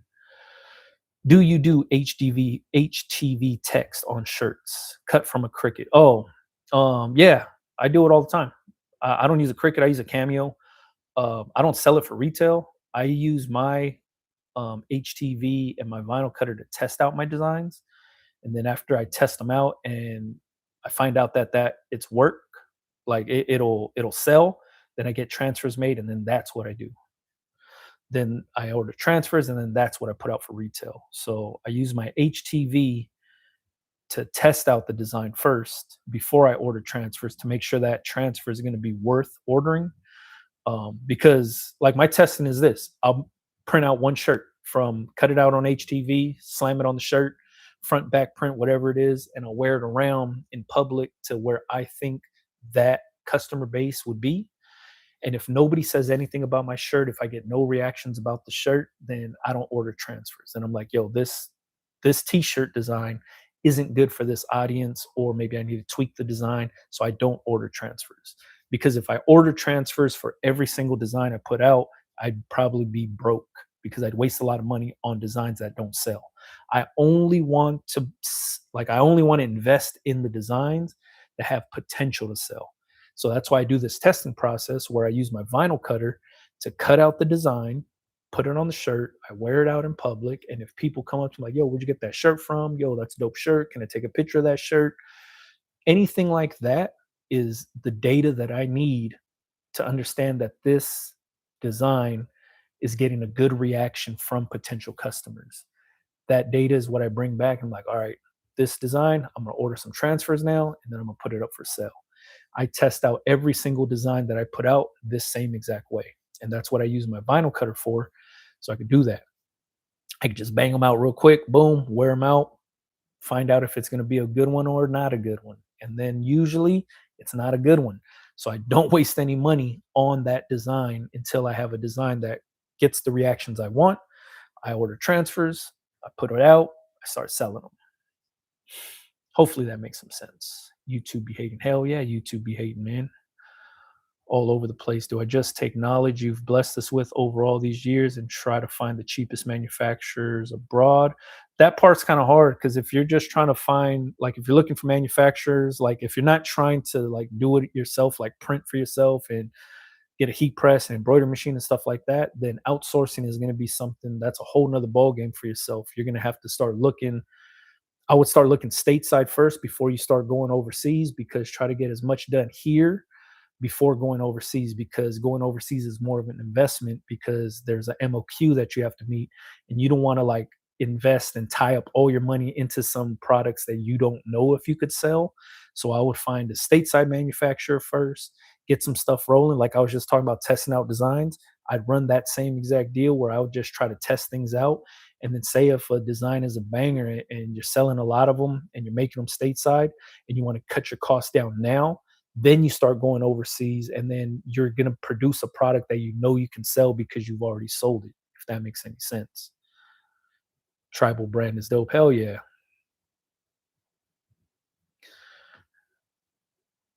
Uh, have to learn from failure. That's how it works, man. Learning this t-shirt business is a stretch. I've been learning as I go. When you're in front of clients, you're going to freeze. When they ask questions, you have to learn to become seasoned. To me, it's not really seasoned. It's more about just being educated on what your process is. If you can talk about what you do till you're blue in the face, you could talk to anybody. But that also just comes with time. It also comes with confidence, like I was saying earlier. Like that's a big part of this thing is being confident in what you can offer, and also being realistic with yourself. If something ain't for you, it ain't for you. You know what I mean? You got to be not scared to turn certain things away, because sometimes those headaches aren't worth the check. You know what I mean? Watching videos is good, but you have to get in front of customers. Yeah, no, because sometimes you could run a strictly online business only and not have to deal with a single customer face to face, because all your customers are online. So you'll deal with them through email, if anything. If not, just straight up and down, no face to face interactions if you ran a solely online business. You ain't lying, bro. My YouTube is overrun by watching your videos. Straight down. You know what? I have a ton of videos on my shit, and I understand that shit could get overwhelming. But that's what it is like you watch until you're uninterested no more, and then you take a break. You know what I mean? Then you come back to it the following day or whenever it is and just start watching again. That way, it's the videos that I make are made to help you. You're not going to learn everything in one video, but it's going to aid you through the process of the whole business. Like that's why I made that playlist called Back to Basics. That's just like a broad outline of what the business is like. You know what I mean? What you're going to need, how you're going to run the business, all that stuff. Back to basics is basically that. And then if you look at things like starting from scratch or printing money and those playlists, those are like for when you're in business, how to like tackle certain different things. So they're broken down based on where you are within the business, if that makes any sense. LHV clothing, what's happening? People keep asking me to print shirts for them. People like my designs and want me to print for their business or churches. Do you get people like this too? If so, how do you go about it? Yeah, if you're in the business, like if you want to print for other people, that's easy money. If you have the time to do it, very easy money. I used to print for everybody. Once I opened our retail store, I started focusing on stocking my retail store and only selling things out of my retail store where I stopped taking in business. So I don't take in a lot of those clients. I still have people come to me and be like, yo, can you print this? And I send them somewhere else because I can't do it. Like I said, I don't mind turning away the money um, because if it's not worth my time and efforts, then I'd rather somebody else make the money off of that customer. Um, because when I opened my store, I was trying to do both. And I noticed I was stretching myself very thin because I'm still trying to like catch up on print work, like contract print work. And then I'm also trying to like stock my store. And I was just like a slave to my shop at that point where I was just like in my shop every single day. And I was like, yo, like this ain't for me. I didn't open this shop so I could live here. Like I have a fucking home, like, you know what I mean? I pay a mortgage for somewhere where I could live, not in my shop. So I stopped taking in that type of work. And then I have guys that work in my shop that I give that type of work to so they could do it. But for me personally, I'm more focused on stocking my store and building that up. So that's why I stopped taking in that kind of work. But if you have the means to print for churches and businesses and stuff like that, that's fucking good money because that's just steady money. There's no thinking involved in that. It's here's the design, here's the shirts they need, this is the quantity, you print it, you give it to them, they pay you, you're off and running. They're paying you for your services and your labor. That's the easiest way of making money if you have the equipment and you're already printing for yourself. So that's just extra money. You know what I mean? Watch the videos, practice with them, pause and rewind when you watch those videos and take notes. I appreciate that, man. But yeah, that's how I watch videos. When I consume content, if I'm trying to learn something, that's what I do. Is like I'll watch it through, then I'll go back and rewatch it and see if I missed anything. And then if I need to, I take some notes. A lot of times I take notes of timestamps so I could be like, yo, when he was talking about this, it was like 2 minutes and 15 seconds in. So then when I go back, I could be like, yo, what did he say at 2 minutes? So then I'll write that timestamp down so then I could go back and reference the videos and stuff. That's how I take notes when I watch videos. Is there a timeline that you use to introduce new designs, like one a month or every few months? It depends. When I do stuff online, I would try to do it once a month. When I do things in the store, I usually do it once every 2 to 3 weeks. I try to introduce something new, whether it's a new T-shirt or new hat or new collection or whatever it is. Um, but for the most part, I don't give myself a timeline. I track the sales and try to see where the sales are at. So if things are like still going up and tracking to go up, I let it ride. I don't introduce anything until I start to see something plateau and then taper off. Plateau meaning it's just steady. So like let's say I'm getting 15 sales a day, 20 sales a day, 27 sales a day, and it's still going up. I let that bitch breathe and let that ride out. Whatever's on the store at that point is driving the sales to go up. And I'm watching what people are buying. And then I'm just tracking it. And then once it starts to plateau, and like let's say it plateaus at 32 sales a day, and I'm getting 32 sales for like the next 5 to 7 days or something like that. And it's just steady at 32. It's not going any higher or any lower. Then it starts to taper off and go down to like 30 sales a day, 27 sales a day, 25 sales. When I start seeing that take a dip, then I launch something new. So then I can promote it and then it goes back up. That's how I watch. But I like to give everything on my store a chance to breathe before I just start like launching stuff back to back to back and then overwhelming the customer, if that makes any sense. Hope that makes some sense.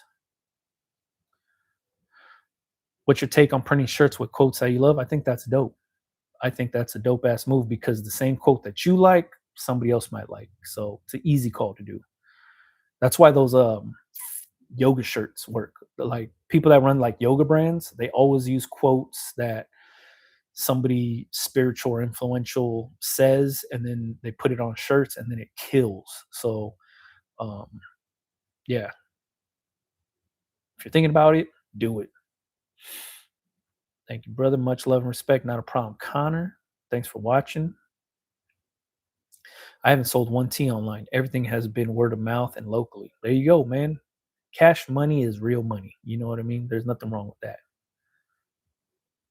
Good info as always. Take it easy, all. Appreciate you, Joe. Shout out to Heart and Hustle, man. Brando, what is the big mistake you see the most? The big mistake that I make, or big mistake that other people make? There's a few. One big one is people's artwork is never set up for t-shirts. Sometimes graphics look good on a computer, but they make horrible t-shirt designs. People have a hard time different. I don't even want to say. People have a hard time understanding that a computer graphic is not a t-shirt graphic, and sometimes a t-shirt graphic is not a computer graphic. It's like you could have dope ass graphics for like a flyer that's printed versus a flyer that's going to be used on like social media. Or people have an idea where they're like, this dope hand drawing right here looks so dope on paper, let me put it on a t-shirt, and it looks horrible on a t-shirt. You have to understand printing on a t-shirt versus printing on paper versus online graphics all have their own intended use, and not everything is interchangeable. That's one big mistake I see a lot of people use. The other thing I see people do a lot of that I feel like is a downfall for a lot of their businesses is, it's dope to be inspired by somebody, but it is very easy to start following the footsteps of somebody and mimicking and mirroring everything they do to what you do. Um, and when it's noticed, like for example, there's a lot of people that love certain clothing brands, and they mimic a lot of what they see their favorite clothing brand do, and they try to recreate it, and they're hoping to catch the same fire that the clothing brand had on it, but then it's not received well because now it looks like a knockoff version of what this original company did, and people don't they can't wrap their brains around why it works for this company but not for you. And it's not that you were blatantly trying to copy that, it's like you love that style so much you were inspired to do it yourself with your own flavor, but it's not hitting the same exact way because this brand is still having their moment with that product, and you already try to do it and it's not working out. So it's like considering like fast fashion for women's clothes, right? It's like something's very popular on the runway at this point, fast fashion, they go out, they make it. Forever 21's, Q, like those types of stores hurry up and make that thing, and they sell it at a discounted rate for the people that can't afford that, but they want that same look. It doesn't work that way when it comes to clothing brands and streetwear and stuff like that, because we're so wrapped around wanting the original versus the knockoff. That's why people wearing replica shoes is such a big deal. It's the same exact looking shoe, but there's this weird divide of like, I'm never going to buy into a replica shoe. I'm just going to buy the real thing. So when we have that type of um like social animosity, if you want to call it, towards a brand that mirrors something that they seen that they were inspired by, it's a hard sell all the time. I see that happen more times than not because a lot of people, they're inspired by certain brands, and they might see like the gallery department do some stuff with some paint splatter on their shirt, and now you, the business owner, like, yo, I'm gonna paint splatter my shit, but my shit's not gonna say gallery department, it's gonna say my brand name. And like, yo, how come my paint splatter shirts ain't selling but galleries are selling? It's because gallery is having that moment with that paint splatter stuff, and you're already trying to ride that same wave, and you're just catching the wave at the wrong time.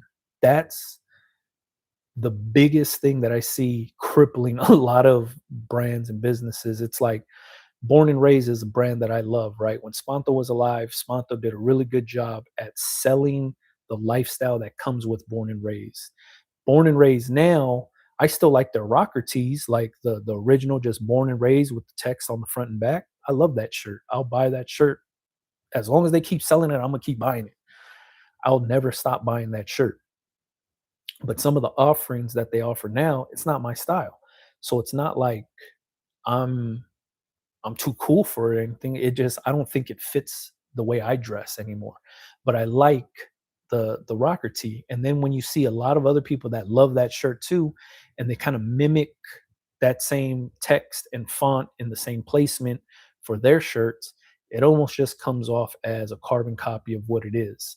And then it's like it doesn't sell, but it sells for them, but it doesn't sell for the person that was inspired to do the same exact thing because, like I said, that shirt's iconic and it has its moment when it's released.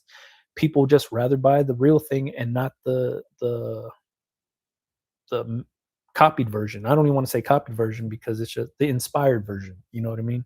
Those are two big mistakes that I see a lot of. There's no way around it. It's just mental at that time. So it is what it is. Excuse me. As far as my specific situation, shouldn't I still come out to LA and go to the designer district? Yeah, if you wanted to go to the fashion district, hell yeah, there's nothing wrong with coming out to go to that. What I will say though is give yourself some days down there. Like go down there, scout the area, find out what you want to see, what you want to do. And then the following day you go back and then you start talking to a lot of these people. Trying to do everything in one day in the fashion district, very hard to do. Very hard. One, you're dealing with a lot of people that deal with the same people over and over. So they're just used to people coming in and not really asking questions. They're used to people just coming in and saying, yo, give me a dozen of these. I need a dozen of those. My truck's around the back or my truck's up front. Wheel them out to me. When people come in and they're asking questions, they're like, yo, what blanks do you got? And you're trying to do your research and stuff like that. The people that are working these places could be a little harsh because they're just ready to collect the money. They're not there to educate nobody. You know what I mean? So that's why I say give yourself a few days. Go out there, do some research, do a little recon work, walk around, see what's going on, see what vendors is out there, see who has what that you want to go and do and see. Following day you go out, talk to these people and you start building that rapport. It makes a big difference. Trust me. Um that I mean, there's days that me and my partners just go out there and we just walk around and just talk and see what's out there. And then we're like, all right, let's go back the following day or let's go back in a couple of days and like let's try to build with this person. Let's go see what's out there to see if we could find this specific thing. And then we'll just walk the street up and down, going into every vendor's storefront, seeing who has what we need. That's how I found like people to do my jerseys and my mesh shorts and stuff like that, and people to do like leather jackets and bags. And I mean, you can find textile companies doing the same thing, walking into these places and just talking to the people. You know what I mean? But yeah, I think that to me is very beneficial for the business if that's what you're trying to do.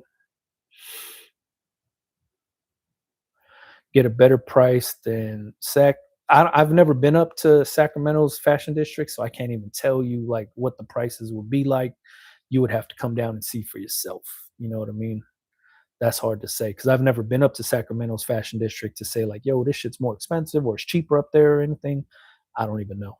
Hard for me to say like, yeah, that's how it is. You know what I mean? Plain old Joe, I appreciate that, man. I also like your name. I don't know why I have to say the whole plain old Joe, but shout out to you, man. Thank you. Thank you, bro. Always appreciate the insight. Thank you for even watching, man. Jumping on and asking these questions is why this live is even live. You know what I mean? What online selling platform works best for you? Shopify, 1000% Shopify. It's dummy friendly. I'm not the smartest when it comes to computer stuff and online stuff. They make it very dummy friendly for me to have an online store. So I use it because everything's incorporated into it. I like it. But I will say it's not a marketplace. So people don't go to Shopify.com to look up what's being sold on Shopify. Shopify is just the platform. You have to drive all your own traffic yourself from wherever, social media or however you do it. You know what I mean? Ads, or I don't know what you run to get traffic to your site. I use social media. That's what it is. It's what I'm afraid of with my brand. I have always been a fan of independent and West Coast customs, and my logo is based off of those two. Oh yeah, like the Iron Cross look. I get you, 1000%. But the cross is based off of a Celtic design, Celtic, I think that is. I get you. I tried white Econo Puff, didn't puff up. I even got the heat specs from Econo Transfer, and the puff didn't really puff up. Tried light pressure, medium pressure, and heavy pressure. No puff. I can't speak on Econo Puff no more. I haven't used them in like a year.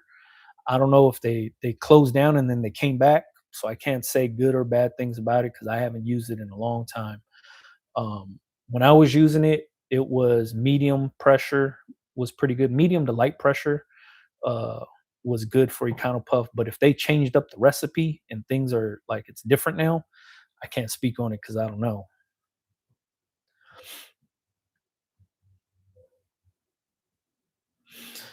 Tried different times, different temps, no puff, got frustrated and let it go.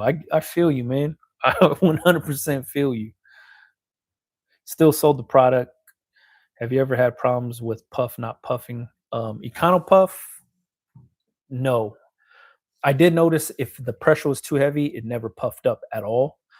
Um, but then when I started doing medium pressure, then it would puff. But like I said, they could have changed up how they make that transfer now or how they make that vinyl. So I can't even tell you. Like I said, I haven't used them in a year, maybe even 2 years. Caesar Puff. Somebody said Caesar. Oh, G6 Custom says Caesar Puff. They have been around a lot longer in the puff game. There you go. Are the all style tees better than the Gildans? I haven't had one of those in a while. What would you recommend? All style's gone. They don't even make all style no more. Um, I like Pro Club. I like Shockaware. Those are both two good shirts. If you're trying to compare them to all style, you would have to look for Pro Club Comfort. And then for Shockaware, you would have to look up Shockaware Active. Those are the two that would be comparable to an all style t shirt. LHV Clothing says, I'm in Northern California. All the good deals is in LA. There you go.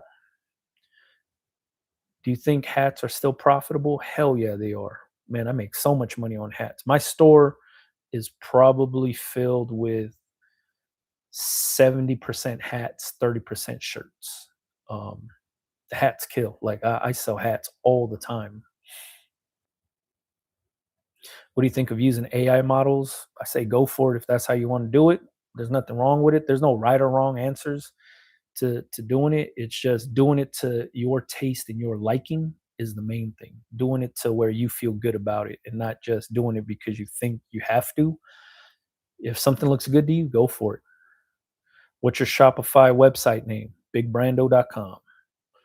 Also, embroidery or heat press when it comes to hats. I prefer embroidery. Heat pressing on truckers, 5 panel campers, and that's it. That's what I would heat press on. Everything else I would embroider on. Uh, you can get Caesar products from Atlanta Vinyl. There you go. What do you think of using AI models? I don't know. I don't have a thought process. I don't use them, but if you wanted to, go for it.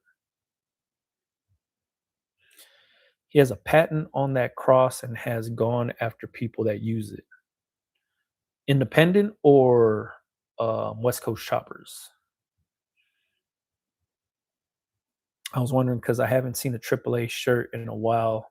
That's what All Style was, right? Yep, All Style. Um, fuck, that shit's probably been like 6 years ago. They sold to Gildan, and then Gildan eventually phased them out. Probably in 2022, 2021, something like that. They phased out All Style, and then they just been absent ever since. Yo, I'm gonna buy your merch in support of all your help, big homie. I appreciate that, man. So when you see an order for Manoli's Rantis, that's me. I appreciate you a lot for real. You're a huge inspiration to me and my business. Yo, check it out. I'm gonna tell you like this. To me, you guys inspire myself. These My channel doesn't exist without you guys. And the reason I say that is because every single video on my channel is based on a question that you guys answered. I mean, a question that you guys asked. That's the only reason I make the content, is because you guys ask the questions in the comments or in this chat. And then I start to see the popularity in certain questions. Then I make a video about it. I'm like, yo, this person asked this, or I see this in my comments. I only make videos for the people that are into this business or looking to get into this business or looking for help in this business. That's why I make these videos. So shout out to you, man. Thank you just for watching. Because without that, I ain't doing none of this shit, man.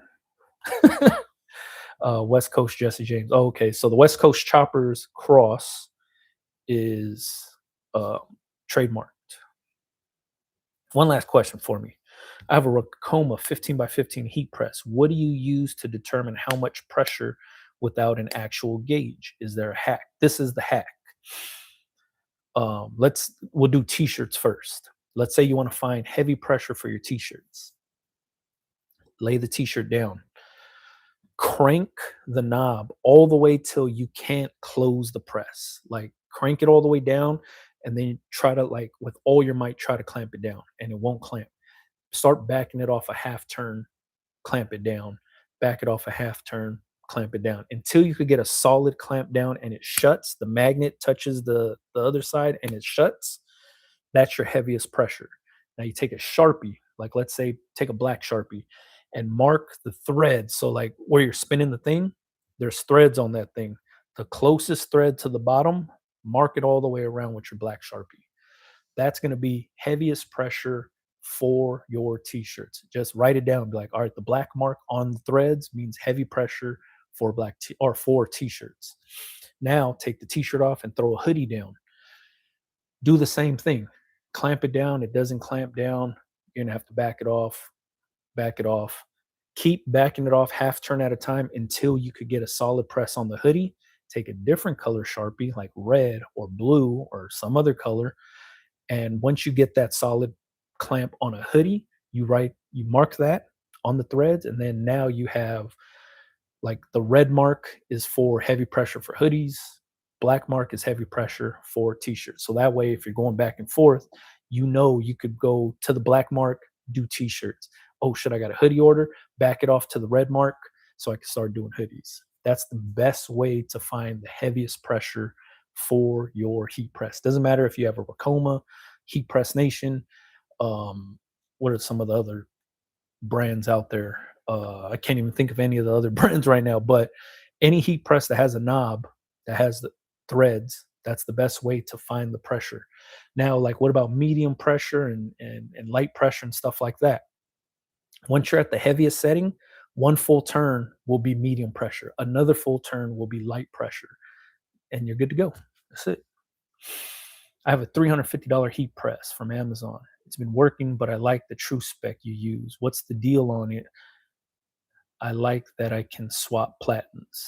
Yeah, to me, I think that press is dope. The true spec to me is probably the best bang for your buck on the market for its reliability and durability, but then also for the features that it has: slide out drawer, removable platens, pressure gauge, dual timer, all of those things, consistent heating. It's built like a tank.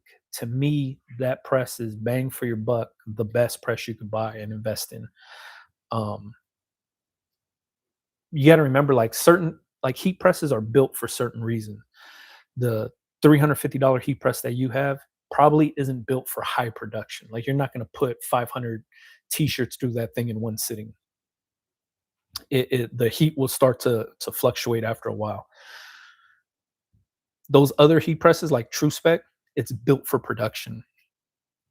We've done hundreds and thousands of shirts through that thing with no heating issues whatsoever. So the more expensive a press is, it's usually built for higher production. It's not like, there might be certain um, bells and whistles that come with it that are a little bit different, but for the most part, you're looking for heating element and for production use. So ones that are built for high production, high volume are also usually going to come with a higher price tag. Things that have a lower price tag are usually built for, doing one or two t-shirts, 10, 15 at one sitting is cool. But be realistic with yourself. If you're not doing hundreds of shirts, you don't need the biggest, baddest heat press on the market. You know what I mean? But when you are buying into them, buy from a company that you fucking can really be confident in, and the company should back their stuff up. For myself, Heat Press Nation is that when it comes to heat presses. The shit's in their name. The damn company's called Heat Press Nation. Like they're all about the heat press.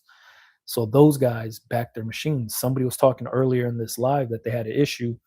They jumped on a FaceTime with the customer service, and they figured out the issue and sent them out the part and was like, yo, this is what's going on. So that to me is what you want to buy into, is buying into. So if you're looking into the true spec, you're buying into a good company and you're also getting a good press. But shop around, see what works for you, see what doesn't work for you. But for myself, I think that's the ultimate best bang for your buck heat press on the market to date, just because of how dope it is.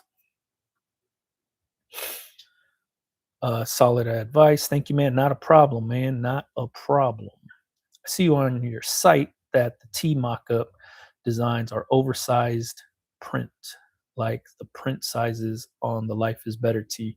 How big is that print on the shirt? It's probably like 12 by 17 or something like that, 18 maybe, somewhere around there. I don't know like 100% like what the sizes are, because I make these and I just put them up. Like I make so many designs, I don't know what the sizes are. Top manufacturer for tracksuits, I have no idea. Um, if you're looking like full sweatsuits, AS Color sells them, Smart Blank sells them, Shockwear sells them. Um, that's probably like, if you're looking for like tops and bottoms, it's probably where you can find them. Any advice on blank mid to heavyweight hoodies? Trying to stay away from gilding and such. Looking for good quality and fabric, but something not too expensive. Can you direct me somewhere? That's a hard one, because like what you're asking for and then what you're looking for kind of doesn't exist. It's like if you're looking for good quality fabrics, you have to pay for the good quality fabrics. If you're just looking for something that's like a step above gilding, because you don't like the way the gildings feel, it might not be to what you're looking for, but you can always look at like independent is cool. Um, Smart Blank is decent. Um, and if you're looking for like super heavyweight stuff, Pro Club, Shockaware, they have hoodies, but they don't have like a bunch of color offerings, but they have like heavyweight hoodies. Like if you're looking for real heavy hoodies, that's where it's at. And then if you're just looking for like all around just high quality hoodies, but it comes with a high quality price tag, AS Color. The AS Color Relax hoodie is probably the fucking best hoodie. Like I would rank them like this. AS Color Relax hoodie is probably like top tier. Then I would probably look at the independent Main Street hoodie, which is dope as hell. And then the independent, I think it's Avenue, is another dope one. Um, and then after that, I would probably go AS Color Stencil hoodie. It's probably like um, in that lineup. And then if you're just looking for random heavyweight, like just heaviest as heavy can be, Shockaware, Pro Club, but they have a lot of branding on them. Have you ever done any sublimation prints? Not on t-shirts, not on t-shirts, on mugs and shit like that. I make all my designs in Photoshop, 15 by 18. I bought a 15 by 15 Craft Pro. Would I have a problem with that size when I try to press a design? No, you press it in pieces. Press that front half, that last 3 inches that's hanging off. You press the first 15 inches, slide the shirt up, press the other 3 inches, and you're good to go. I have videos showing you that process. Uh, Mine is not a copy. I designed my own with a similarity from the two combined. There you go.